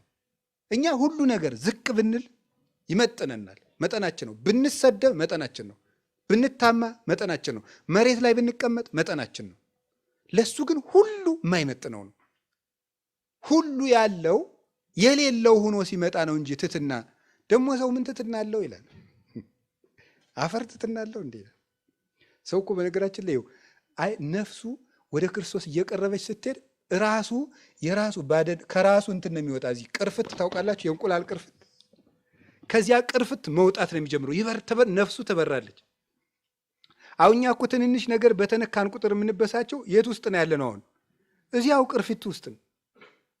እዚያው ቅርፊት ውስጥ ስለሆን መንደፋደፍ ነው እዚያው ውስጥ። እንዲሁ መንፈስ ቅዱስ መቼ እንደሚፈለፍለን እግዚአብሔር ይርዳን። በእውነት እዚህ ቅርፍታችን መቼ እንደሚያወጣን እግዚአብሔር ምን ይደፋድ። ሰው ነፍሱ ወደ ክርስቶስ እየተጠጋች ሲሄድ ከራሱ ማዕቀፍ ከራሱ አጥር ያወጣና ክርስቶስን እያየ መደነቅ ነው። የራሱን ነገር እየረሳ ነው። የኋላውን እየረሳ ወደፊት ምን እላለሁ ያለ ቅዱስ ጳውሎስ እረሳለሁ። የኋላውን እረሳዋለሁ፣ ወደፊት ነው የሚሄደው። ራሱን የሰራውን የራሱን ታሪክ እየዘነጋ አይኑ ክርስቶስ ላይ ነው የምታርፈው። ዘወረደ የሚባለው ሰማይን ዝቅ ዝቅ አድርጎት መጣ ነው። በጣም ነው የሚገርመኝ። ዝም ብላችሁ አስቡ። ሰማይን ዝቅ ዝቅ አድርጎ አንተ አሁን ምን ዝቅ ታደርጋለህ? ሰማይ የለ ምድር የለ፣ ምንን ነው ዝቅ የምታደርገው? እኔም ማለት እኮ ነው አንተ ስል በነገራችሁ ላይ ማለት ሁላችንም ምን የናው እኔ ዝቅ ማድረግ ምናችን እናደርጋለን? እኛ ዝቅ ያላለ ምን ኑሮን ምናችን ነው ዝቅ የሚለው? ሰማይን ዝቅ ዝቅ አደረገው እኮ ያለው ምንድን ነው? ቅዱስ ዳዊት የሚለው አረ ልብ በሉ እያለ እኮ ነው። ምኑን ነው ዝቅ ዝቅ ያደረገው? ትልቅ ትልቅ ነገሩን እኮ ዝቅ አድርጎት መጣ ነው። ሰማይ እንጂ ስለ ሰማይን ይዞት እዚህ ወርዶ አይደለም። ሰማይ ወደዚህ ዝቅ ቢል አትደነቁ? አሁን ይህ ሰማይ ዝቅ እያለ ቢወርድ አይደንቃችሁ? አይገርማችሁ? ክርስቶስ ከዚህ በላይ የሆነ ነገር ነው ዝቅ አድርጎ የመጣ። ልዕልናውን ዝቅ አድርጎ ምልአቱን ወስኖት ርቀቱን አግዝፎት ዝቅ አድርጎ ሰማያት ያላቸው እነዚህ ናቸው። ምልአቱ፣ ስፋቱ፣ ርቀቱ፣ መንግስቱ፣ እበዩ፣ ልዕልናው ብለው 7 ያደርጓቸዋል ሊቃውንቱ። እነዚህን ነው ዝቅ ያደርጋቸው። እንዴ ንጉሥ እኮ ከድሃ ቤት ምሳ ሲበላ ብናየው አይደንቃችሁ? እፎ ቤተ ነዳይ አደረክም ምስኪን ነው። እንደ አንድ ንጉሥ እንዴት ያሉ ንጉሥ ናቸው! ቆሎ እኮ በሉ ተብለው ይደነቃሉ። እኔ ቤት እኮ ቅራሪ ቀመሱልኝ ተብሎ ነገ የሚፈርሰው ሰውዬ በ3ኛው ቀን ብንሄድ አፍንጫችን ይዘን የሚያስመልሰን ሰውዬ እኮ ነው ንጉሱ ነው የሚደነቅ። ክርስቶስ ዝቅ ብሎ በእኛ መንደር ሲመጣ አይገርማችሁ? በእኛ መንደር ሲመጣ የእኛን ልብስ ለብሶ እንደኛ እያለቀሰ እንደ ሕፃናት እታች ወከመ ሕፃናት በከየ እንደ ሕፃናት እያለቀሰ ሰው ታቅፎት እንዲሁ ጾም እኮ ነው። ይሄ ነገር ነው ዘወረደ ጾሙ እዚህ ነው የሚጀመረው። በዚህ ስትመሰጥ ጾሙ ደስ ይላል ማለት ነው። በዚህ ነው የምንመሰጠው። ይሄንን ነው ሊቃውንቱ ያደነቁት። ዘያገምሮ መካድ አግመረቶ ድንግል። ቦታ የማይወስነውን አምላክ ማን ወሰነችው አለ? ድንግል ወሰነችው ነው። ባይል ዘይሁብ ብኢለ ኮነ ነዳየ በእንተ ስርዓተ ትስብእት። ለሁሉ ሀብትን ባለጸጋን የሚሰጥ እሱ ሰው ስለመሆኑ ምን ሆነ አለ? ድሃ ሆነ። ከምዕባል አነ በንዴተ ዚአሁ፣ በሱ ድህነት እኔ ባለጸጋ እሆን ዘንድ እርሱ ስለኔ ድሃ ሆነ። ቦታ የማይችለው አምላክ እርሱ አንዲት ድንግል ታቀፈችው። ነሳይኩ አርአያሁ ወያቀብክዎ፣ እሱ መልኩን ሰጠኝ እኔ ግን አልጠበቅኩትም ነበር አለ። ነሳ ስጋዬ፣ ስጋዬን የኔን ስጋ ለብሶ መጣ። ወረሰየው ለስጋዬ ዘይመውት፣ የኔን ስጋ የማይሞት የማይፈርስ የማይበሰብስ አደረገው ይላል ቅዱስ ጎርጎርዮስ ሃይማኖተ አበው ምዕራፍ 61 ቁጥር 34 ላይ ሲናገር። ይሄን የሚያስደንቅ ቦታ የማይችለው ጌታ በአንዲት እዚህ ታገሰ ለተጸንሶ ይለዋል ቅዱስ ቄርሎስ። ቦታ የማይችለው አምላክ ከእናቱ ሆድ 9 ወር ከ5 ቀን ታግሶ በቅታው ቁጭ ሲል ያድንቃል እኮ ያስደንቃል። እናቱም ትደንቀናለች፣ እሱም ያስደንቀናል። ከርሰ ድንግል አቤ ወተለዓለም ሰረገላ ኪሩቤል ወተሰብሐም ሱራፌል ይላል አባ ጊዮርጊስ። የእመቤታችን የቅድስት ድንግል ማርያም ማኅፀን ከኪሩቤል ሰረገላ በለጠ፣ ከፍ ከፍ አለ፣ ሱራፌልንም ላቃቸው ይላል። እንዴት ያለ ማኅፀን ነው ይሄ! የእሱ መውረድ የእሷ መወሰድ የሚያስደንቅ ነው። ቅዱስ ዮሐንስ አፈወርቅ እንዴት እንደሚል ደግሞ ተመ ምንተ እብል ወምንተ እነብብ እስመ ብሎ የመዋዕል ኮነ ሕፃነ። ቀዳማዊ እርሱ ሕፃን ሆኖ ታይቷልና ምን ልናገር እችላለሁ? ዘይነብር ዲበ መንበር ልዑል ወዘይትሊዓለም ሰማየ ሰማያት፣ ከሰማያት በላይ ባለ ሰማይ የሚኖር እርሱ ተወዴ ውስጥ ተጎል፣ በበረት ውስጥ እሱ ተጣለ። ስለዚህ ነገር ምን እናገራለሁ ይላል። ዘይትገሰስ የማይያዝ እሱ፣ ዘይንበለ ስጋ ስጋ የሌለው እሱ ተገሰ በእደ ምድራውያን፣ በምድራውያን እጅ ተዳሰሰ እርሱ። ለዘይመትር ማይሰራ ኃጢአት ጠብለልዎ በአጽርቅት፣ ታድገለከ ኃጢአትከ ታድገለኪ ኃጢአትኪ እያለ የኃጢአትን ማሰሪያ የሚቆርጠውን በጨርቅ ተጠቀለሉት። ከማያልብሶ ለዘማሰነ ክብሩ ሀበ ክብር፣ ክብሩ የጠፋ አዳምን ክብሩን ያለብሰው ዘንድ ወለዘ ጠፋ ስባቲሁ ያልብሶ ስባተ፣ ጌትነቱ የተወሰደበትን አዳምን ጌትነትን ይሰጠው ዘንድ እርሱ ሰው ሆነ። ወለትይርተ ቃል ይክሰቶ በየራ መድኃኒት፣ አዳም ከእኛ እንዳንዱ ሆነ ብሎ በምጸት ቃል የተናገረውን መሬት አንተ ወትገብ ውስተ መሬት ያለውን ያንን ስጋ በባሕርይ አምላክነት ይገልጠው ዘንድ እርሱ ሰው ሆኖ መጥቷልና እንዲያው ምን እላለሁ እንዲያው ምን እናገራለሁ ይላል። ነሳ ስጋዬ ወወሀበኒ መንፈሶ፣ የእሱን ስጋ ለእኔ ወሰደ፣ የእሱን መንፈስ ደግሞ ለእኔ ሰጠኝ። ወወሀብኩ ስጋዬ፣ የኔን ስጋ ለተዋህዶ ሰጠሁት። ወነሳይክዎ መልሼ ቆረብኩት። ይሄንን አድርገልኝ። ወዘገብኩ ረብሐ ሕይወት፣ ብዙ ብዕል ክብርን ጸጋን የዘላለም ሕይወትን አገኘሁ ብሎ ይነገራል። ይሄን ነው ማድረግ። ቅዱስ ኤፍሬም ደግሞ እንዲህ ይናገራል። ሃይማኖተ አበው ቅዱስ ዮሐንስ አፈወርቅ ሃይማኖተ አበው ምዕራፍ 67 ቁጥር 17 ላይ ነው የተናገረው። ይሄን ቅዱስ ኤፍሬም እንዲህ ይላል። ኦ ለዝንቱ መንክር ዘይትሊዓል እምኩሉ ህሊና፣ ከህሊና ሁሉ ለራቀ ለዚህ ነገር አንክሮ ይገባል። ብእሲት ምድራዊት ወለደቶ ለእግዚአብሔር ቃል ዘኮነ ሰባ፣ ምድራዊት ሴት እመቤታችን ሰው የሆነ ቃልን እርሷ ወለደችው። ድንግል ወለደቶ ለገባሪሃ፣ ድንግል ማርያም ፈጣሪዋን ወለደችው። ወለሊሁ ፈጠረ ወላዲቶ፣ እርሱም እናቱን በጥንተ ተፈጥሮ በሐዲስ ተፈጥሮ አከናውኖ ፈጠራት።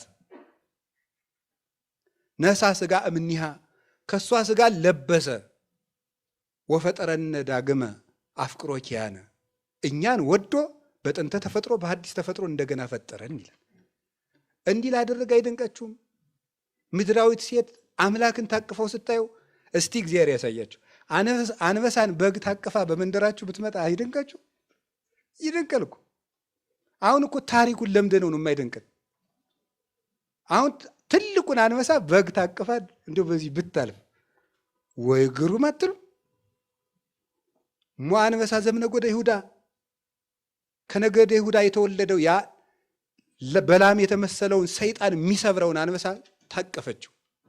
ጥቀ እጹብ ሁቃፌ አንበሳ ባብራ ከበጊት ሰዓዳ እሳት ወበረድ ሀብሩ ባህዱ ሁላው ይላል አባ ጊዮርጊስ። ኧረ ጎበዝ ልብ በሉ ይላል። አንበሳውን እኮ በግ ታቀፈችው፣ በረዶና እሳት አንድ ላይ አደሩ፣ አይደንቃችሁም እንዴ ይላል። ይሄ ነው የተደረገው። ቅዱስ ያዕቆብ ዘስሩግ እንዲህ ይላል ሃይማኖተ አበው ምዕራፍ 88 ቁጥር 8 ላይ ሲናገር ማለት ነው።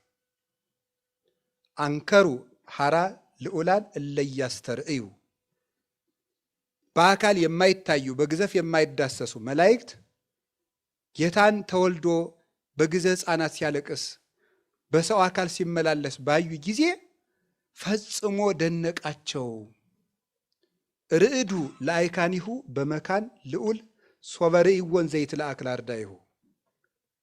በልዑል መካኑ አንድም በልዑል ባህሪው የሚያገለግሉት መላእክት ደቀ መዛሙርቱን ሲያገለግል ባዩት ጊዜ ደነገጡ ይላል። እግር ሲያጥብ ባዩት ጊዜ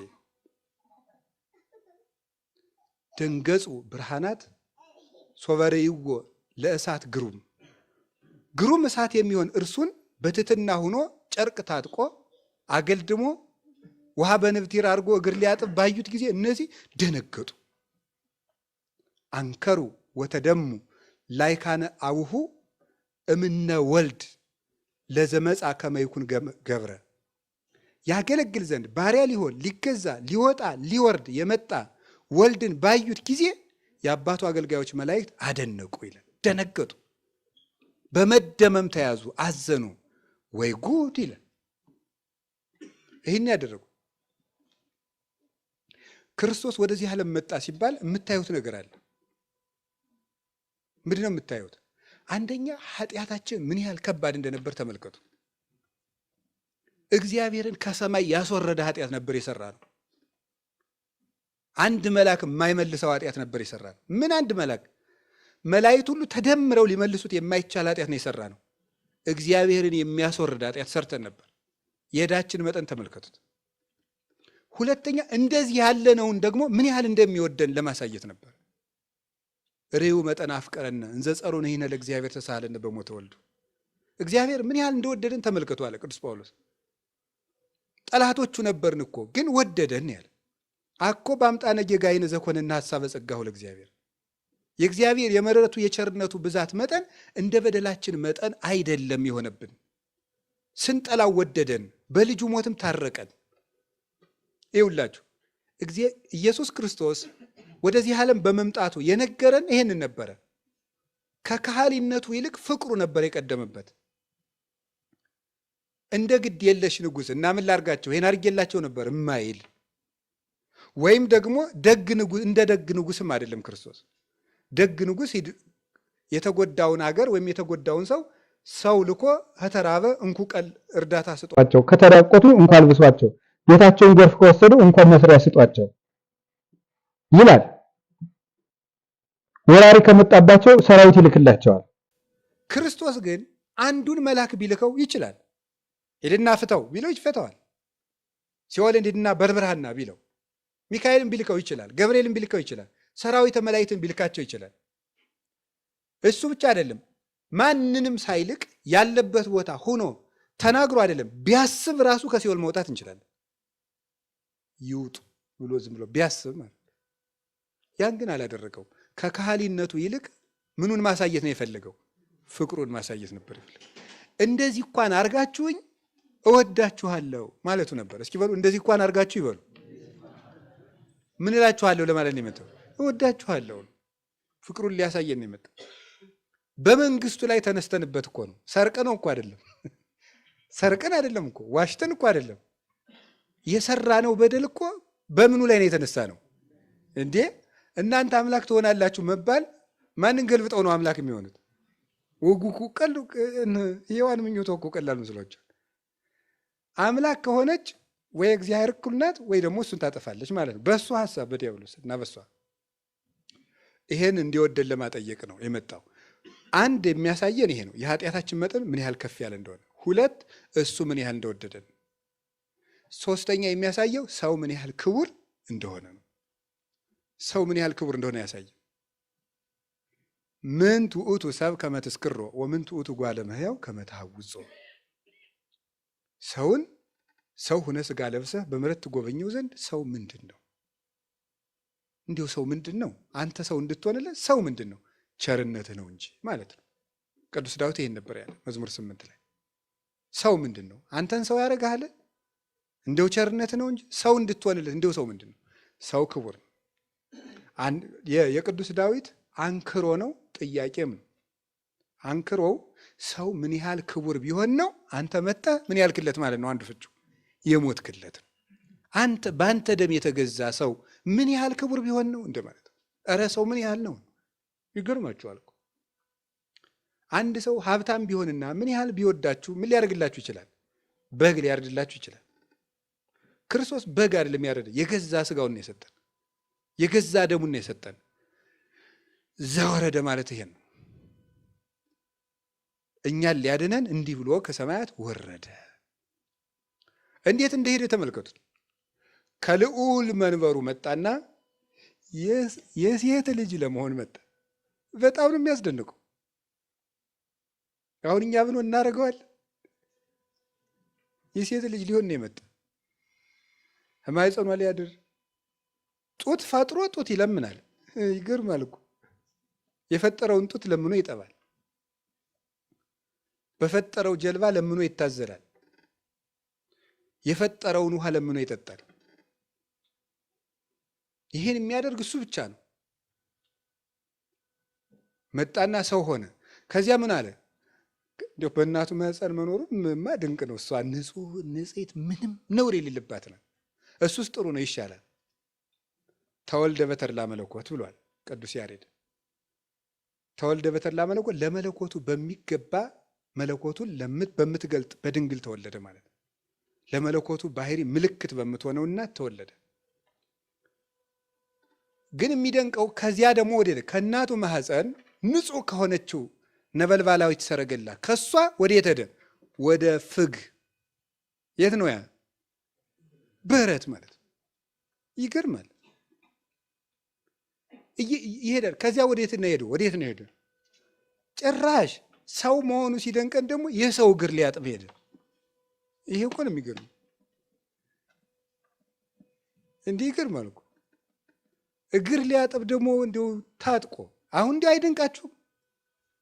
ምን ይደንቀናል? ምንም አይደንቀንም እኮ እግር አጠበ። አንድ ጠቅላይ ሚኒስትር እግር እያጠበ በቴሌቪዥን ብናይ ኑሮ እንል ነበር። ምን እንደው ጭራሽ እግር አጥቦ ነው እንዴ? ኧረ እኛ ምን አሸረግደው ነገር ተውት። እግር ማጠብ እንዲሁ ታምር እኮ ነው። እግር ከማጠብ ደግሞ ምንድን ነው ያደረገ? በውርደት ወደ መሞት ነው ሄደው። ሰዎች የሚሞቱትን የመጨረሻውን የውርደት ሞት ወደ መሞት፣ ለሱ ግን ክብሩን ቀልጦበታል። ልብሱን አውልቆ ወደ መሞት ሄደ። ደግሞ ልብሱን ታጥቆ እግር አጠበ ብለን ሲደንቀን ልብሱን አውልቆ ወደ መሞት፣ እርቃኑን ወደ መሰቀል ሄደ። ከዚያ ወደ መቃብር ወረደ። እስከ የት እንደሚወርድ እያያችሁት ነው። ወደ እመቤታችን ማኅፀን ከሰማይ ወረደ ብለን እንደነቀን፣ ወደ እመቤታችን ማኅፀን ወረደ ብለን እንደነቀን። ከዚያ እሷስ ድንቅ ንጽሕት ናት። የኃጥአንን እግር አጠበ። ሄደና ደግሞ ጭራሽ ልብሱን እስካወልቆ ምራቅ እስኪተፋበት ድረስ ወረደ። ከዚያ ደግሞ ጭራሽ እስከ መቃብር ወረደ። ግን በጌትነቱ ተነሳ። ዘወረደ ማለት ይሄ ነው። ይሄንን እያሰብን የምንጾመው ጾም ነው። እንዲህ የሆነውን ጌታ ለመከተል ነው የምንጾመው። ቅጣት አይደለም ጾም። ይህ ስጋችን ለመጎሰም ምናምን ለእሱ አይደለም የምንጾመው። ይሄ ፍቅር ነው የሚያጾመን። ከቃሉ ጋር ነች እና በዚህ በዘወረደ ሳምንት ምንድነው ማድረግ ያለብን? ትሁት መሆን። ምን መሆን ያለብን? ትሁት መሆን። እንግዲህ ትሁት መሆን አይቻልም አላልክም ቅድም ብላችሁኛል። ይሄ የሊቁ መደነቅ ነው። እሺ የቅድሙ ትህትናን የመጨረሻ እንደውም ትሁት ምናምን ነኝ ብሎ እንዳያስብ ጭራሽ አውርዶ ለመፈጥፈጥ የተመስጦ መጨረሻ ነው እንጂ ትሁት ይኮናል ሰው። እና በዚህ ከዘወረደ እስከ ቅድስት ባለው ሳምንት ሁለቱን እሁድ ነው ዛሬ አንድ ላይ እያስተማርኩት ያለ በቅድስት ቀን ማለት ነው። ምክንያቱም ሳምንትም ሌላ ጉባኤም ነበረ፣ ያ ችግር ነው። ስለዚህ በዘወረደ ሳምንት የምናደርገው ምንድን ነው? ኧረ ዛሬ በኋላ ባደረግ ነው ችግር የለም፣ ሳምንቱ አልፎ ትሁት መሆን። እስኪ ትሁት መሆን በሉ። አዎ ትሁት መሆን። ዘወረደ ብሎ የሚጾም ሰው ትሁት መሆን አለበት። እንዲሁ በዘንድሮ አብይ ጾም ይሄን ብናደርግ የምንመካው በምን እንመካለን? እውቀት ያለው በምን ይመካል? በማወቁ ይመካል። ዘር ያለው በምን ይመካል? በዘሩ ይመካል። የእናት አባቱን ዘር እየቆጠረ በሀገሩ በዘሩ ይመካል። መልክ ያለው በምን ይመካል? በመልኩ። አንዳንድ መልከኛ እንደውም መልኩን ሌሎች ሰዎች እንዲነግሩት ከፈለገ በደንብ ሰሞኑንስ አመድ መሰልኩ እናንተ ይላል። ምን ለማለት ይመስላችኋል? መልኩን በደንብ እንዲነግሩት፣ ኧረ እናቴ አንተ እያበራ ነው እንዲባል አይነት፣ ወይም ደግሞ በቃ እንደዚያ እና መልክ ያለው በመልኩ ይመካል። ሀብት ያለው በሀብቱ ይመካል። ገድል ያለችው ደግሞ በምን ይመካል? በገድሉ ይመካል። በትንሹ ማለት በትንሹ አብሶ ከኛ የባሰ ሰው ካየንም አይጣል አይደርስም። አዎ ትህትና ማለት ምን ማለት ይመስላችኋል? ሁል ጊዜ እናገረዋለን። ትህትና ማለት ራስን ከማንም ሰው በታች ማድረግ ነው። ማንም የሚለውን አረፍተ ነገር ተመልከቱት፣ እዩት። ከማንም ሰው አሁን የእጅ ፓትርያርኩን ጫማቸውን ብስም ትህትና ነው? ልክን ማወቅ ነው። ህግ ነው። ይሄ ሲጀመር ርት ነው፣ ህግ ነው እንጂ ትህትና አይደለም። እና ድሮ ስላልስም ነው ፓትርያርክ አባት ይመስለኝ። ይሄ ትህትና አይደለም። ኤጲስቆጶስ ለጳጳስ፣ ጳጳስ ለፓትርያርክ፣ ደቀ መዝሙር ለመምህሩ፣ ልጅ ለአባቱ የሚያደርገው ትህትና ይባላል። ትህትና የሚባለው ከኛ ለሚያንስ ሰው የምናደርገው ነው። እኛ የያዝነውን ነገር ያልያዘ ሰው ስናይ አንተ እየጾምክ ለሚበላ ሰው ትሁት ትሆናለህ ወይ ነው። ሰማችሁ? እያወቅክ የማያውቅ ሰው ሲናገር ትሰማዋለህ ወይ? እሱ ነው እያወቅክ የማያውቅ ሰው። ትህትና የሚባለው እሱ ነው። ለትልቅ ሰው እየታዘዝክ ለትንሽ ሰው እምቢ አትልም ወይ? እሱ ነው። እኔ ሳዛችሁና መቼስ እዚህ ወንበሩ ስላለው ነው። የሆነ ደግሞ በቃ በእናንተ እይታ ተራ ሰው የሆነ ሰው ብታዙት ቢያዛችሁ እኩል ትሰማላችሁ? ሌላው ቀርቶ ስብከት፣ አሁን እኔ ስሰብክና እዚህ ደግሞ አንድ ሰው ተነስቶ ቢሰብክ እኩል ትሰማላችሁ? እኔ ትልቅ ነኝ አይደለም ጨዋታው። እኔ እንደዚህ አይነት ነገር አልልም፣ እግዚአብሔር ያውቃል እያልኩ ያለሁት እኛ በህሊናችን ምን ስለው ሰው አለ። መቼስ ከዚህ ስለተቀመጥኩ መምህር ልትሉ ትችላላችሁ። ከዚህ ያነሰ ሰው የምትሉት በእናንተ ግምት የምትሉት ሰው አሁን ቁሞ ዛሬ የሚያስተምረን ቢባል ዝም ብሎ አንድ የሆነ ሰው ማለት ነው ምን ትላላችሁ ነው? ይህ እኮ ነው ችግራችን ማለት ነው። ቀድመን ሰው እንደማይረባ እንወስንበታለን። ልቡን ማን እንዳሳየን አላውቅም። ይገርማል እኮ እገሌ እስከዚህ ነው ብለን ልኩን አውጥተን ሰፍረን 80 ኪሎ 100 ኪሎ ብለን ራሳችንን እንደምረን ጨምቀንሰን ጽፈን እንጨርሳለን። ከዚያ በኋላ አንሰማም። አንዳንድ ጊዜ ከኛ ከናቅናቸው ሰዎች እውነት ይገኛል። ሶስና ስትገደል ታውቃላችሁ። ልትገደል ተብሎ ሲፈረድ አንድ ወጣት ልጅ አይደል እኔ ከዚህ ሴት ከደሟ ንጹሕ ነኝ ያለ ከረበናቱ ሁሉ ይልቅ ዝም ብሎ ከወጣቶች ጋር ያለ አንድ ልጅ እስከዚያ ተሰምቶ የማያውቅ ልጅ ማን ነው? ዳንኤል ነው። እዚያ እኮ ነው ልዕልናው የተገለጠ። እስከዚያ ድረስ የለም። ሁሉ ሰው በሀገር ያለው ሕዝብ ሁሉ ሶስና ትገደል ትገደል ትገደል ትገደል ብሎ ወስኗል። ያ ሰው ምና እኔ ከደሟ ንጹሕ ነኝ ምንድን ነው ያሉት? እስኪ በል እንስማ። እስመ እግዚአብሔር አልሐቀከ በማእከሌነ፣ እግዚአብሔር ከኛ በላይ አድርጎሃል፣ እስቲ ተናገር አሉት። ቆይ እኔ ልፈትናቸው እነዚያን ሰዎች። ፍትሕ ገለጠ ማለት ነው። እውነት ከማን እንዳለች ከትልቅ ሰው ይሁን ከትንሽ ሰው፣ ከለበሰ ይሁን ከተራቆተ፣ ከተሾመ ይሁን ከተሻረ፣ እውነት ከሁሉም ሰው ትመጣለች። ጆሮን ለማንም መክፈት፣ ዓይንን ለሁሉም ሰው ለአንዱ ከፍ ለአንዱ ዝቅ አለማድረግ፣ ራስን ከሰው ጋር አለማነጻጸር፣ ለገሌ እንዲህ ተደርጎ ለእኔ ሳይደረግልኝ አለማለት፣ አዎ ለገሌ ይገባል ለእኔ አይገባኝም ማለት፣ ነቀፋን በምስጋና መቀበል፣ ትልቅ ቦታ ሳይሰጠኝ አለማለት ትሕትና ነው። እስቲ ለክርስቶስ የቀረበ ወንበር አምጡ አለ ነገሩ እንጂ አለ ወይ? እስቲ ክርስቶስ የተወለደበትን የወርቅ አዳራሽ አምጡት አለ በሉ ነገር እንጂ የለም። እኛ እንኳን በአቅማችን እኮ ስሞት በዚህ ገንዙኝ እንላለን። እሱ ለአሟሟቱ እንኳን ክብር ሰጥተውታል እንዴ?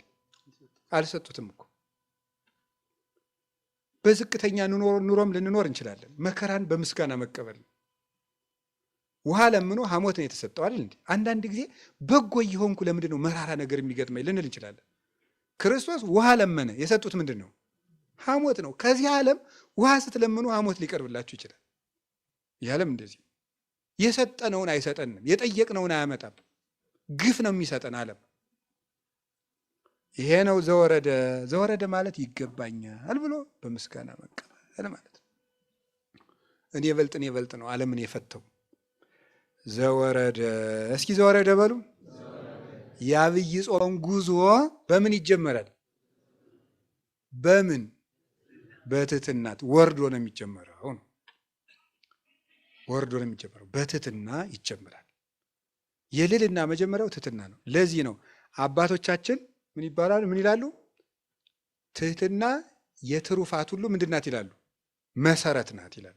ቤት ሲሰራ መጀመሪያ መሰረቱ እንደሚጣለው የጸና አለት የሚባለው ነፋስ ገብቶ የማይጥለው ቤት የሚባለው ትሕትና መሰረት ላይ የቆመ ሰው ነው። እሱን ገፍታችሁ መጣላችሁ። በዜና አበውም እኮ ተብሏል። ሜዳን ማንም አይገፋውም። ምክንያቱም ቀድሞ ራሱ ምን ያለ ነው? ዝቅ ያለ ነው። የሚገፋ ምንድን ነው? ተራራ ነው። ከፍ ስላለ ትሁት ከሆንኩ ማን ይገፋል? ራስህን እኮ ከፍ ስታደርግ ነው ሰዎች ሁሉ የሚገዳደሩ። እና የዐቢይ ጾም ጉዞ በትሕትና ይጀመራል። ዛሬ ማን ነው? አቤት ቅድስት ነው። ትሁት ሆነን ምን ማድረግ አለብን ነው? ጾማችን ከሌላው ጾም የተለየ ንጹህ መሆን አለበት ነው። አሁን ቀጥሎ በሁለተኛው ሳምንት የሚመጣው ምንድን ነው? ንጽህና ነው። በመጀመሪያው ሳምንት ትሕትና ነው የሚመጣው። በሁለተኛው ሳምንት ንጽህና ነው። ንጹህ መሆን ራስን ማንጻት ነው። ራስን ማንጻት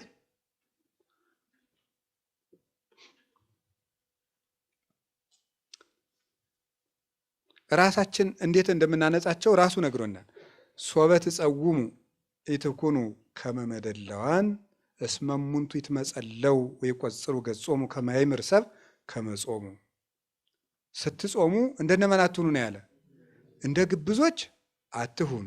እነሱ ሰው እንደ ጾሙ ያውቅላቸው ዘንድ ፊታቸውን አጠውልገው ምን ይላሉ? ይታያሉና ነው። አንትሙሶ ሶበ ትጸውሙ ቅብኡ ርእሰክሙ ወሕጽቡ ገጸክሙ ከመ ያእምር ሰብእ ከመ ጾምክሙ። እናንተ ግን ስትጾሙ አለ ምን አድርጉ አለ? ራሳችሁን ተቀቡ፣ ፊታችሁን ታጠቡ። እንደዚህ አድርጋችሁ ጹሙ ነው። ሰው እንደ ጾማችሁ እንዳያውቅ ዘእንበለ አቡክሙ ዘበሰማያት ማእምረ ኅቡዓት፣ የተሰወረውን የሚያውቅ ከአባታችሁ በቀር ማንም እንዳያውቅባችሁ ራሳችሁን ተቀቡ፣ ፊታችሁን ታጠቡ። በሁለተኛው ሳምንት ክርስቶስ እንድናደርግ የሚፈልገው ንጽህና ነው። እሺ የመጀመሪያው መንጻት ያለብን ከምንድን ነው? ከግብዝነት ነው። ሶስት ነገሮች ናቸው በዚህ ዕለት የታዘዝ ነው። እዚህ ወንጌል ላይ በዕለቱ በተነበበ ወንጌል ላይ በቅድስት የምናደርገው የመጀመሪያው ግብዝነት ይባላል። እስኪ በሉ አቤት። ግብዝነት ማለት ምን ማለት ነው? በመጽሐፍ ቅዱስ ግብዝነት 1 3 4 ፍቾች አሉት። ልንገራችሁ። ግብዝነት አንደኛ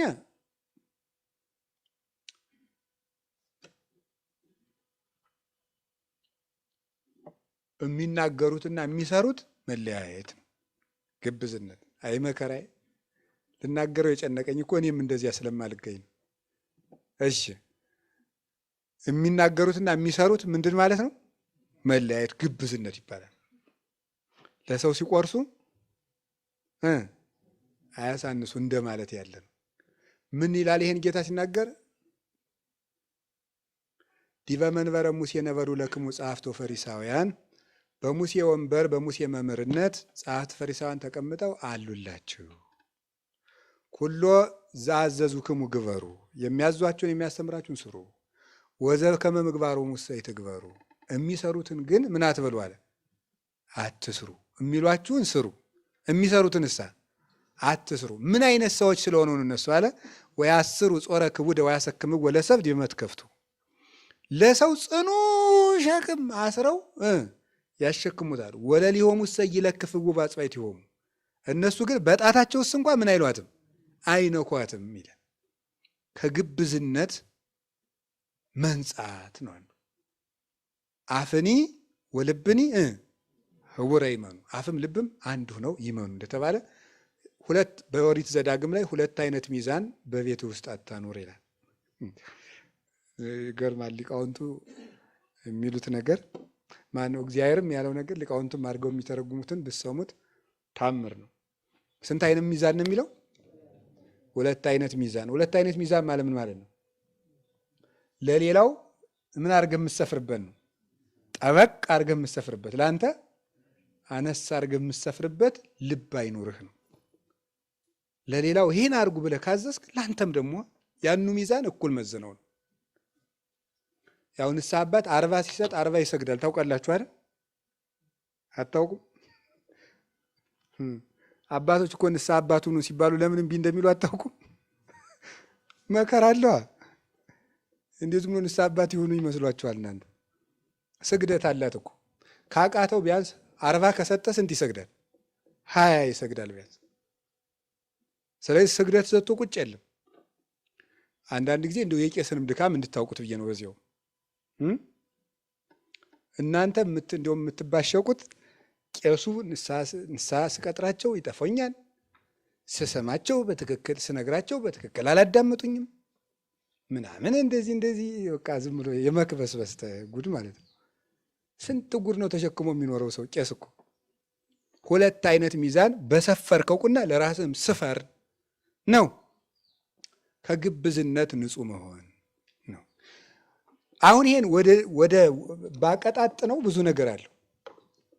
ለምሳሌ እናንተ አሁን በሕግ በዳኞች በቤተ ክርስቲያን አስተዳዳሪዎች በመሪዎች በመምህራን ብቻ ልትወስዱ ትችላላችሁ። ለምሳሌ የሆነ ሰው በደላችሁት፣ እገሌ ይቅር በለኝ እንደው እንዲህ አድርጌ በድዬ ስትሉ ኧረ ምንም ችግር የለም እግዚአብሔር ይቅር ይበለን ሲላችሁ ትወዱታላችሁ ትጠሉታላችሁ? አቤት ተናግሮ እንጂ ሁላችሁ። በጣም ጥሩ። እናንተ በድላችሁስ ይቅር በሉኝ ሲል እምቢ ስትሉ ይሄ ምን ይባላል? ሁለት አይነት ሚዛን ይባላል ማለት ነው። አንተን ይቅር ሲሉ ደስ ይላል። አንተ ይቅር በል ስትባል ይሄን አድርጎኝ እንደዚህማ እንደው እሱ ጋር የምንለው ነገር አለን። ይሄ ሁለት አይነት ሚዛን ነው። ለራስህ ሊያደርጉልህ የምትፈልገውን ለሌላውም አድርግ። አንተ ሲያደርጉብህ የሚሰማሃል ሌላውም ይሰማዋል። እንደዚህ አስብ። ይሄ ነው ግብዝነት ማለት። በዚህ ይመጣል በራሳችን ስናወርደው። ሁለተኛው የከንፈር አምልኮ ነው። የከንፈር አምልኮ ወይም የአፍ አምልኮ ነው። ዝህ ሕዝብ በአፍሆሙ ያመልኩኒ ወበልቦሙሰ ነዋሃ ይርህቁ እምኔየ። ይሄ ሕዝብ በአፉ ምን ይለኛል? ያመልከኛል፣ በልቡ ግን ከኔ ፈጽሞ ምን ይላል? ይርቃል። በአፍ ቅድም ተግባር ጋር የሚሄድ ነው። ይሄኛው ደግሞ አፍአዊ ነገር ላይ መጨነቅ ነው። አፍአዊ ነገር ላይ መጨነቅ እየሰማችሁ ነው ዘመዶች? አፍአዊ ነገር ላይ በደንብ የምንጨነቀው በእውነቱ ማለት ነው። እግዚአብሔር በሚያውቀው እንዴት አድርጌ ላስረዳችሁ? አፍአዊ ለምሳሌ በዓል ሲከበር ምን ይደረጋል መሰላችሁ? አይታችሁ ታውቃላችሁ? ከተማም እኛ እንኳን ገዳም እንኳን ዲኮሬሽን የለም ተመስገን። ግን ከተማ ምን ይደረጋል መሰላችሁ? ይሄ ምንድነው የሚፈነዳው ነገር? ፊኛ ይሰቀላል፣ ሰንደቅ ዓላማው ይሰቀላል፣ ድንኳኑ ያሸበርቃል። አሁን ጉባኤ ሲዘጋጅ ተመስገን ነው እንዳትናገሩ።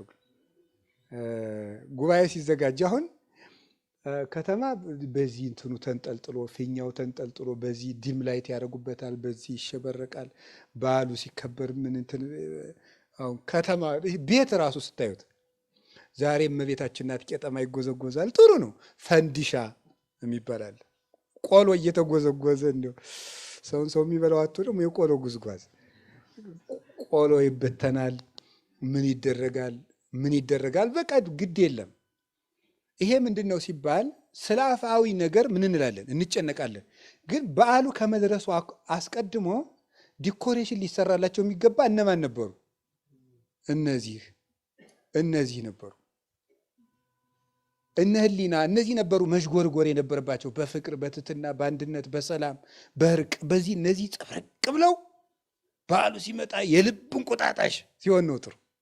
እነዚያ ናቸው መጌጥ የነበረባቸው። የለም እዚያ ውስጥ እኛንም ጨምሮ ማለት ካባው ላንቃው እንዲሁም እናቴ እንዲሁ ቄሶቹ መርጌቶቹ መነኩሴው በቃ እንደዚህ ጽብርቅ ሲል በቃ እንደዚህ በዚህ መነሳነሱ መኩነሳነሱ በዚህ ከመስቀሉ ላይ እንትኑ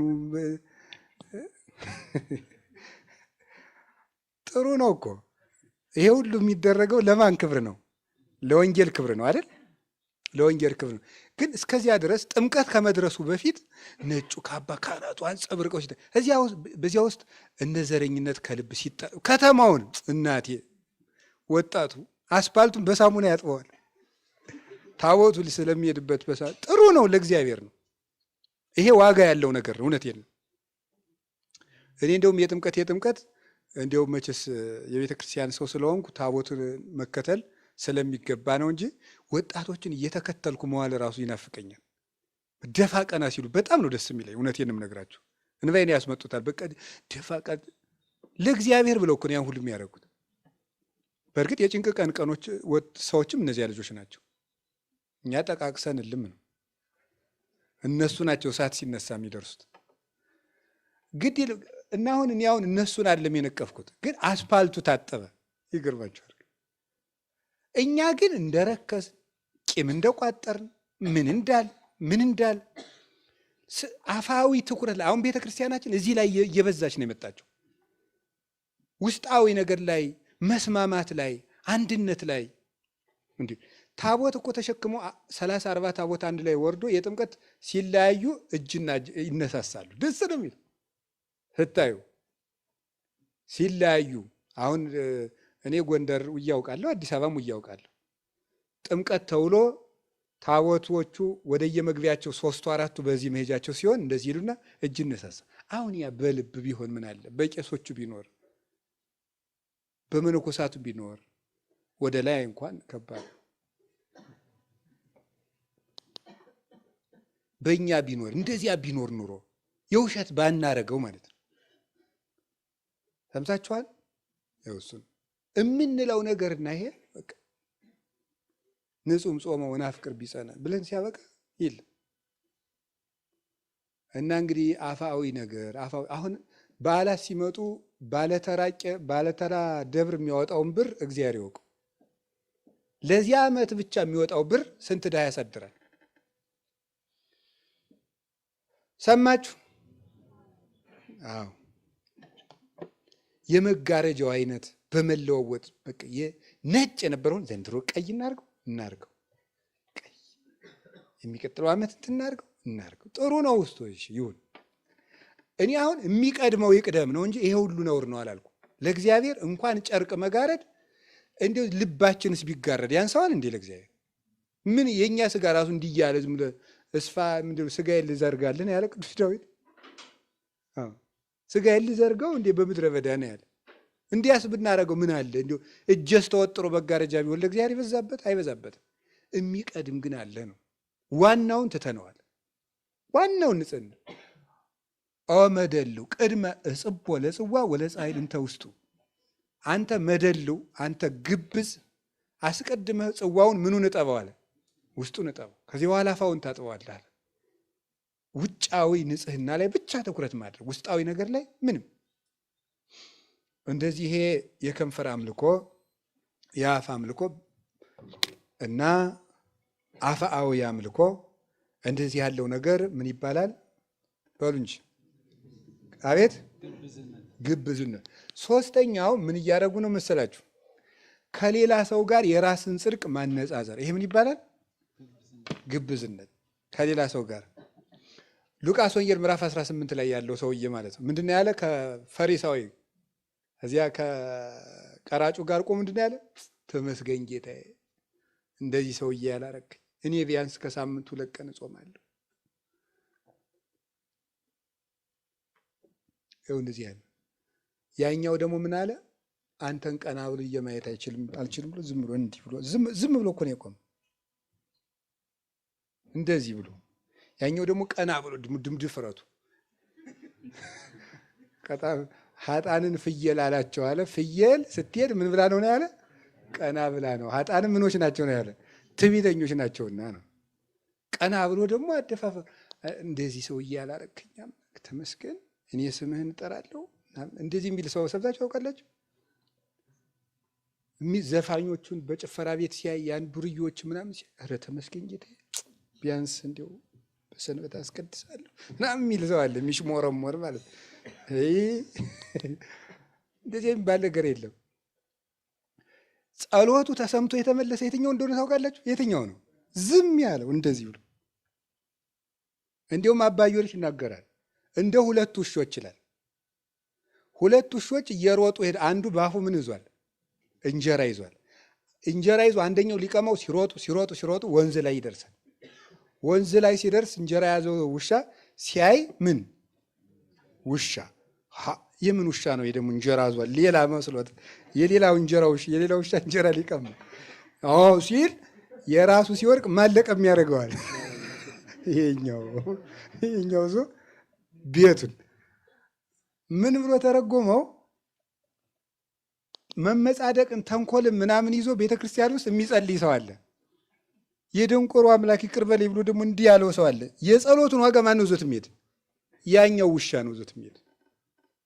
ቤተክርስቲያን ውስጥ ቁሞ ራሱ ሌሊቱም ሙሉ ቀጥ ብሎ እየጸለየ ተመጻዳቂ ከሆነ የጸሎቱን ዋጋ ማን ይዞ ይሄዳል?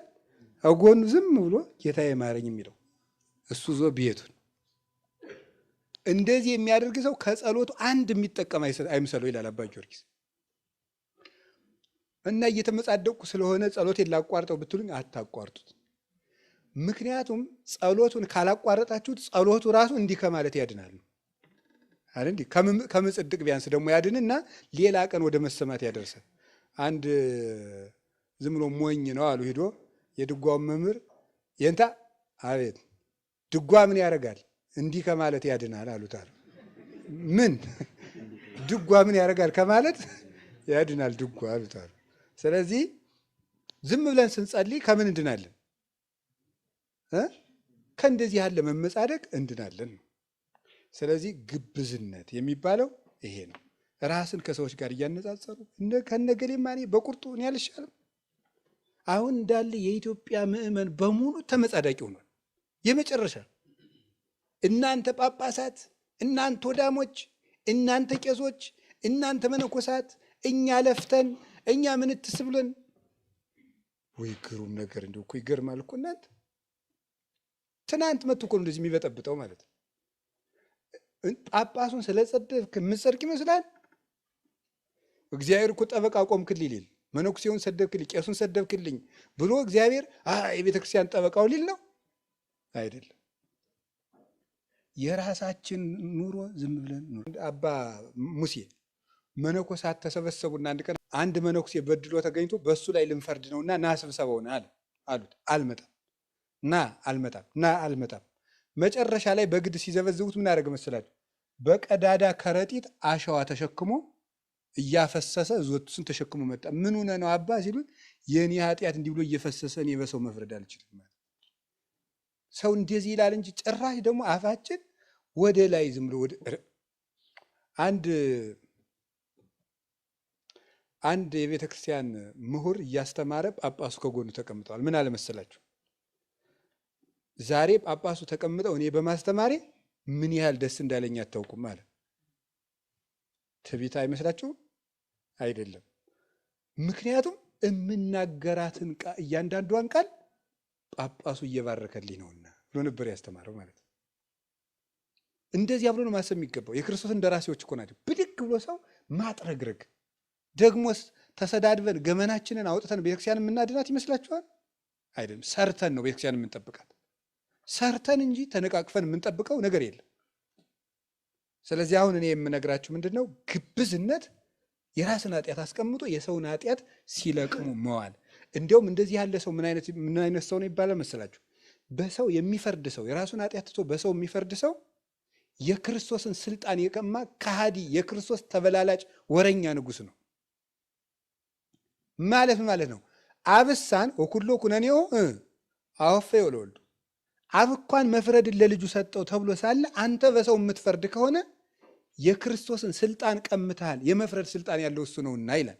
ዜና አበው ላይ አባቶች እንዲህ ብለው ነው የተናገሩ። ስለዚህ ከግብዝነት እግዚአብሔር ያወጣል። ሌላ ደግሞ አለ። ሌላው ደግሞ ምንድን ነው? ትልልቁን መዋጥ፣ ትንንሹን ማጥራት። ትልልቁን መዋጥ፣ ትንንሹን ማድረግ ማጥራት። እንዲው ታምር ነው ብቻ። ጻጾታ ትነጥፉ ገመለ ትውህጡ፣ ግመል ትውጣላችሁ መርፌ ምን ትላላችሁ አለ፣ ታጠራላችሁ አለ፣ መርፌ ትለቅማላችሁ አላቸው። ይሄ ነው አንዱ ግብዝነት የሚባለው። ግብዝነት ትልቁን መዋጥ ማለት ምን ማለት ነው? ለምሳሌ በትንንሽ ነገሮች ምን እናደርጋለን? እንጣላለን። ትልልቅ ነገሮችን ግን ትተናቸዋል። እየሰማችሁ ነው?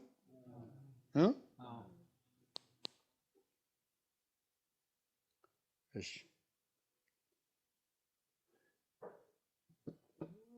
በቃ አልዘረው እንደሱ ነው። በቃ ለምሳሌ ልንገራችሁ። ቡና ይጠጣል አይጠጣም?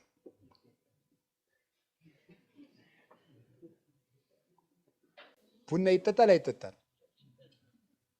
በቃ ጥሩ። እሺ፣ እኔ አሁን ቡና ይጠጣልም አይጠጣምም አልልም። መልሱ ሌላ ጊዜ እነግራችኋለሁ፣ ርዕሰ ጉዳይ ስላልሆነ ማለት ነው። ግን በቡና መጨቃጨቅ ራሱ ኃጢአት አይደለም? ልንገራችሁ፣ እውነቴን እኮ ነው። ትንሹን መልቀም ማለት ምን አለው? ነፍስ መግደል አለ የለም? አለ። ጥንቆላ የለም? መጠን ያጣ ግብረ ሰዶማዊነት የለም? አለ። ዘረኝነት የለም? ክደት በስቶ የኢትዮጵያ ምዕመናን በሙሉ ወደ ክደት እየተወሰዱ አይደለም? በየሜዳው ሄደው እዚያ የሚዘለው የሚጨፍረው እኮ ከኦርቶዶክስ የወጣ ነው። አላያችሁትም? ያ እየተወሰደ እኛ ቡና ይጠጣል አይጠጣም፣ ይጠጣል አይጠጣም። ይኸውልህ ግመል ውጦ ምን መጥፋት ነው? መርፌ መጥፋት ማለት ይሄ ነው። በትልልቅ ርዕሰ ጉዳዮች ላይ መወያየት ሲገባን፣ በምስጢረ ሥላሴ በምስጢረ ሥጋዌ ቤተክርስቲያን እንዴት እንጠብቅ፣ የወጡትን እንዴት እንመልሳቸው፣ ያሉትን እንዴት እንጠብቃቸው ማለት ሲገባን ይጠጣል አይጠጣም ሊቅነት ሲጀመር ጉዳይ መሆኑ ራሱ እኮ የሚገርመኝ ነው። እየሰማችሁ ነው? አረ እንዲሁ የማንለው ነገር የለም። በዚህ ብንዘረዝረው ብዙ ምንለው ነገር አለ። አሳ ይበላል አይበላም? በጾም አይበላም። መልሱ ይሄ አይበላም፣ አይበላም። ቅዱስ ጳውሎስ ምንድን ነው የአሳ ስጋ ምንድን ነው ያለ? ሌላ ነው አይደል? የአሳ ጎመን አላለም። የአሳ ምንድን ነው ያለ? ስጋ ነው። ስጋ ነው፣ አይበላም። ግን ይበላል አይበላም ጉዳይ ራሱ ማምጣት፣ ወደ ቤተክርስቲያን የቤት ስራ ማምጣት በራሱ ስንት ጉዳይ ያላትን ቤተክርስቲያን፣ ስንት መከራ ውስጥ ያለችውን ቤተክርስቲያን ትንንሽ ጉዳዮችን ይዞ መምጣት። ጾሙ በ14 ነው የሚገባ በ15 በቃ ከጾም ከ14 12 ጀምረ ጾም ምንድን ነው በ15 በ14 እያሉ መጨቃጨቅ ራሱ ቅዱስ ሲኖዶስ የወሰነው ውሳኔ አክብሮ መቀበል አንድ። እረ ጾም አንሶኛል ካል ህዳር 1 ጀምረ ጾም። በዚህ ነው የሚገባ። ይሄ በራሱ ግመልን መዋጥ ነው። ይሄ ቤተ ክርስቲያን የቤት ስራ ውስጥ ናት፣ መከራ ውስጥ ናት። ስደት እየተሰቃየች ነው ያለችው። በብዙ ሰዓት እየተጠበሰች ነው። አይን ያለው ሁሉ በቀይ አይኑ የሚያይ ቤተክርስቲያን ነው። እግር ያለው ሁሉ የሚፈጥን እሷን ለማቃጠል ለማጥፋት ነው። በዚህ ቤተክርስቲያን ላይ መከራ አንሷት ነው ወይ? ሐሳብ እያመጣን መከመር፣ ሐሳብ እየመጣን መከመር። አረ ሌላም በጣም ብዙ ነገር ነው። በቃ እንደው ዝም ብሎ እንትን የማይባል ነገር የለም። ለመክሰስ ስባት ይባላል ብሎ ሊጠይቅ ይችላል ሰው ነው። ለምሳ ብቻ ነው ሰው እኮ መከረኛው ነው። እንዲሁ ሰው ያልገባው መከራ የለም። አሁን ይህ ሁሉ ምላችሁ ለምንድን ነው?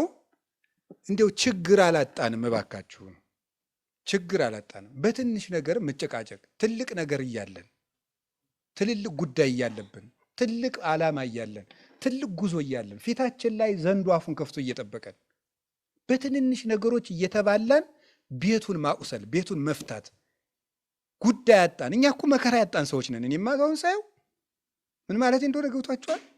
መከራ ቸገረኝ እኮ ነው ይሄ ማለት። ወይ ጉድ! ሰይፍ እያለቁ ወንድሞቻችን እህቶቻችን እየታረዱ እየሞቱ ዛሬ ያየነውን ነገ እያጣ ነው። በትንሽ ንግድ መጨቃጨቅ እና ይሄ ነው። ከቃሉ ጋር ናችሁ? እንዲው ልንገራችሁ፣ ቤተ ክርስቲያን ውስጥ ገብታችሁ ራሱ እንደዚህ ይላል እንዴ! አንድ ቅዱስ ጻድቅ ነው ከበረሃ አባቶች አንዱ እና ምንድን ነው የሚለው? ወንድምህ ቤተ ክርስቲያን ውስጥ ንባብ እያነበበ ንባብ ሲያበላሽ ስትመልሰው የሚቆጣ ከሆነ ቶው፣ ንባቡን አንተ ዝም ብለህ በልብህ እየመለስክ ስማ ይላል። ንባቡን እንዳይነጥብ አንተ በምን መልሰው ነው? በልብህ እየመለስክ ቶው፣ ዝም ብሎ እንደ ፈረስ ይጋልብበት። ያያችሁ ለፍቅር የሚከፈልን ዋጋ እያለው ቃል እግዚአብሔር እንኳን እያበላሸ ቢሆን የሚቆጣ አይነት ሰውዬ ከሆነ ምን በለው ነው? ቶው፣ አንተ ግን ቀለሙን በልብህ መልሰው ነው። እስከዚህ ድረስ ነው ለሰው የምንጠነቀቀው። እና ጉዳይ አድርገን መጨቃጨቅ እንትን አይባል እንትን ይሄን በለው ይሄን። እግዚአብሔር እንግዲህ ለትልቅ ነገር እንድናስብ ይርዳን። ትልቅ ነገር ነው ማየት። ሀባ አሎ ገደላ እኛ የኛ ንስርነታችን አሞራነታችን አንድ የሚሰበስበን ቅዱስ ስጋ አለ። ያ ማን ነው? ክርስቶስ ነው። እኛ የምንሰበሰበው ስብሰባ የምንሰበሰበው ውሳኔ የምንወስነው ትልቅ ነገራችን ክርስቶስ ዙሪያ ላይ መክበብ ነው። ጥቃቅን ነገሮች ላይ አይደለም እኛ የምንከበው። እኛ የምንከበው በክርስቶስ ዙሪያ ነው። ይሄንን ያደረግን እንደሆነ ከግብዝነት እንወጣለን። ግብዝነት በጣም ብዙ ነው፣ ይብቃል። ከዚህ ንጹህ መሆን ነው። አይሁድ ለምሳሌ ያደረጉትን እንገራችሁ። ለምሳሌ የአይሁድን ግብዝነት ላሳያችሁ። ሰውየው እጁ እንደዚህ ብሏል፣ እንደዚህ ያለ ነው እድሜ ዘመኑ። ደግሞ አንዲቱ ደግሞ ከተፈጠረች ጀምሮ ምንድናት? ጎባጣ ቋለ እንደ መሬት የቀረበ የተሰፋች ናት። ጌታችን ሴትዮ ያደርግና ቀና በይ አላት። ይዚያች ሴትዮ ደስታ አስቡት። ከተወለደች ጀምሮ ጎባጣ ቀጥ ስትልና ሀሰበችው ሮጣ ስትደርስ ሰርታ ስትበላ ተመልከቷት። ያችን የታሰረች ፈታ መተው ምን እንዳሉ ሰምታችኋል? ሰንበት ነው ዛሬ። እንዲሁ እኮ ታምር እኮ ነው። ቁጭ ብላችሁ ዝም ብላችሁ አስቡት ማለት ነው። ይህ ሰው የእድሜ ዘመን ማሰሪያ ሲፈታ በሰንበቱ እንዴት ትፈታለህ? ሰውየው እንዲህ ብሎ የኖረ ነው። እጅን ዘርጋ ነው እንዲህ ያለ አብረው መደስ ሲገባ ሰንበት ነው። የአይሁድ ነገር መቼስ ዛሬም እኮ ስትሄዱ እኮ ያስቃሉ። ስልክ ለምሳሌ በሰንበት አይደውሉም ዛሬም እስራኤል ውስጥ። ለምን? ሰንበት ነው። እንደዚህ መነካካት ማለት 09 ምናምን ሲነካኩ ሰንበት እንዳይሻር ማለት እና ስልኩን በኪሱ ይዝና ግን የሚፈልገው ሲሆን አውጣና ደውልልኝ ይላል። ይሄ ሊፍት ራሱ የፎቅ ሊፍት አለ። የፎቅ ሊፍት ላይ በሰንበት እንትን አይዘጉም ሊፍቶቹ ራሳቸው በሲስተም እንዲሄዱ ነው የሚደረግ። ለምን? ሊፍቱን ሲያረጉ ሰንበት እንዳይሻር ማለት ነው። አቤት አቤት አቤት አቤት አቤት አቤት ጻድቃን እንዲያው ከተዘጋባቸው ናማ ይሄን ንከው ብለው ያስነካሉ። ያው እንደዚህ ዛሬ እኮ ነው። ዛሬ እስራኤል ውስጥ እንደዚህ ነው የሚደረገው። መኪና አይነዱም እንዴ? መኪናማ አይነዱም። አሁን ድረስ እስራኤል ውስጥ መኪና የማይነዳበት ሰፈር አለ። በጣም የኃይለኞቹ አይሁዳውያን ሰፈር እዚያ እየነዳ ብትሄድ ወግረው ይገሉሃል። አሁን የእስራኤል መንግስት ተው በቃ በዚህ ሰፈር አትንዱ ብሎ አስቁሟል። እንደዚህ ያደርጋሉ። ከዚያ አስበሉ ክርስቶስን ወግሮ መግደል ግን መርፌ ማጥራት ምን መዋጥ ነው? ይሄ ግመል መዋጥ ማለት ይሄ ነው። እኛ የአብርሃም ልጆች ነን።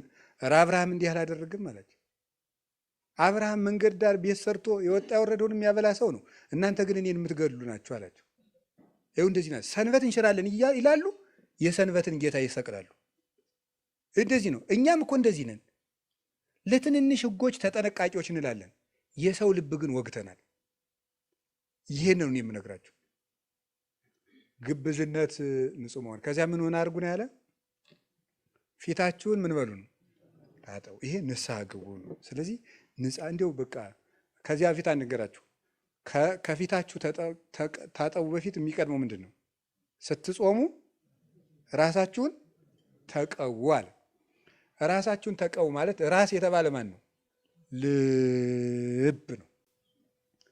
ቅባት የተባለ ምንድን ነው? ፍቅር ናት። ራስ ለምንድን ነው ሲባል ራስ የበላይ እንደሆነ ሕዋሳትን ሁሉ የሚመራቸው የሥነ ምግባር ሁሉ አለቃ ማን ነው? ልብ ነው።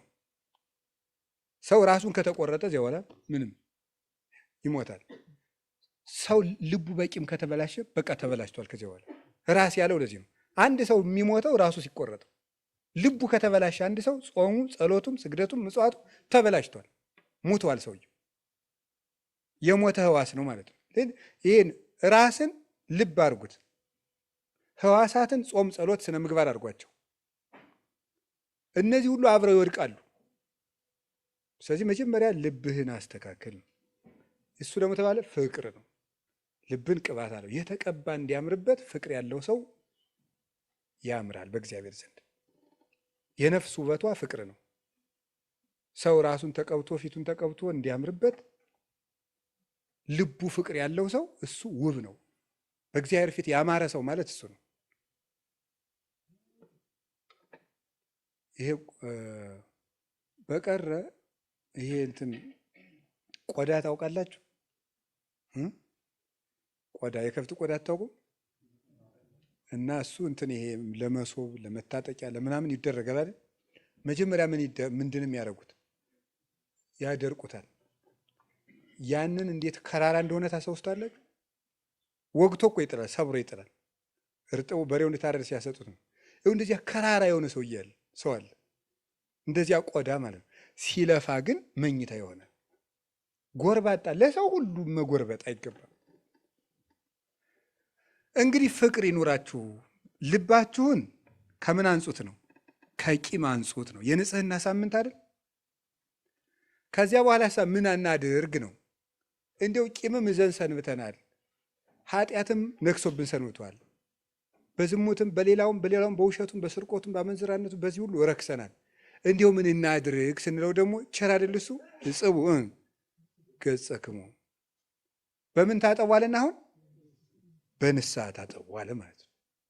ይህን ሰርቶልናል። በንስሐ ታጠቡ። ወለመኮነ ኃጢአትክሙ ከመላይ አጽአደወ ከመበረድ፣ ኃጢአታችሁ እንደ አለላ ቀይ ቢሆን እንደምን አነጻዋለሁ ነው ያለ። እንደ በረዶ እንደ ባዘቶ ነጭ አድርገዋል ብሎ ትንቢተ ኢሳይያስ ምዕራፍ 1 ላይ ነግሮናል። ኑ እንዋቀስ ይቤ እግዚአብሔር ኑ እንዋቀስ ይላል።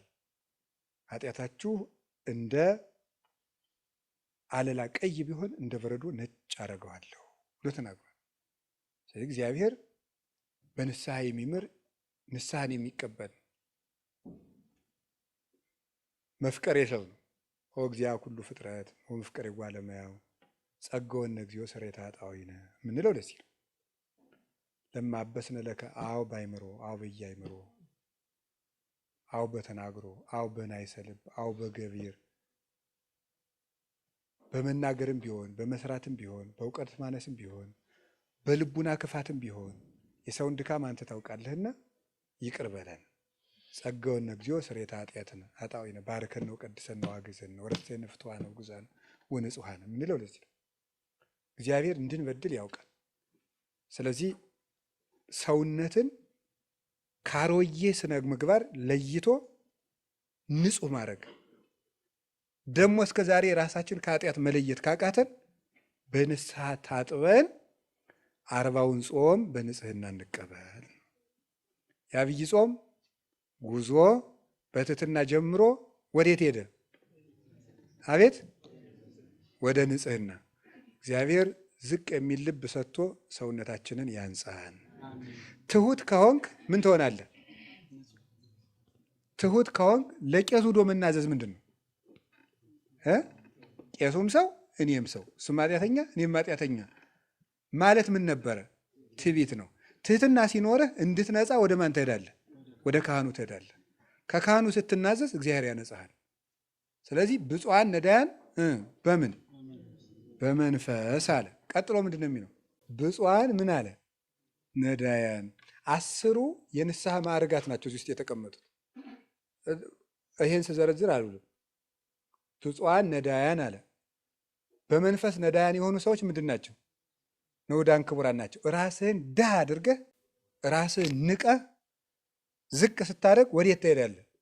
እንዳንተ ወደሚበድለው ቄስ ልትናዘዝ ትችላለህ። ከዚያ ነዳይ ራስህን ታደርግና ሂደህ ከቄሱ ብፁዓን ምን የሚሉ እለ ይላሃው ሂደህ ደግሞ ከቄሱ ራስን ዝቅ አድርገህ ታለቅሳለህ ማለት ነው።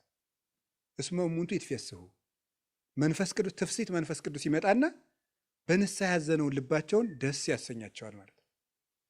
ስለዚህ ትህትና ወደ ንጽህና ይወስዳል ማለት ወደ ትህትና ይወስዳል። ወደ ትህትና ወደ ንስሐ ይወስዳል። ንስሐ ደግሞ በክርስቶስ ደም ወደ መንጻት ይወስዳል። እንግዲህ በቅድስት አብይ ጾም ከትህትና ወደ ንጽህና ያደርሳል። የሚቀጥለው ደግሞ የት እንደሚያደርሰን በክፍል 2 እናያለን። ጾሙ መጥቷል። በትህትና በንጽህና ከዛሬ ጀምረን ራሳችን አንጽተን እንቀጥል። እግዚአብሔር ሁላችንን የሚያንጻን። ወስብሐት ለእግዚአብሔር። ይቆየን።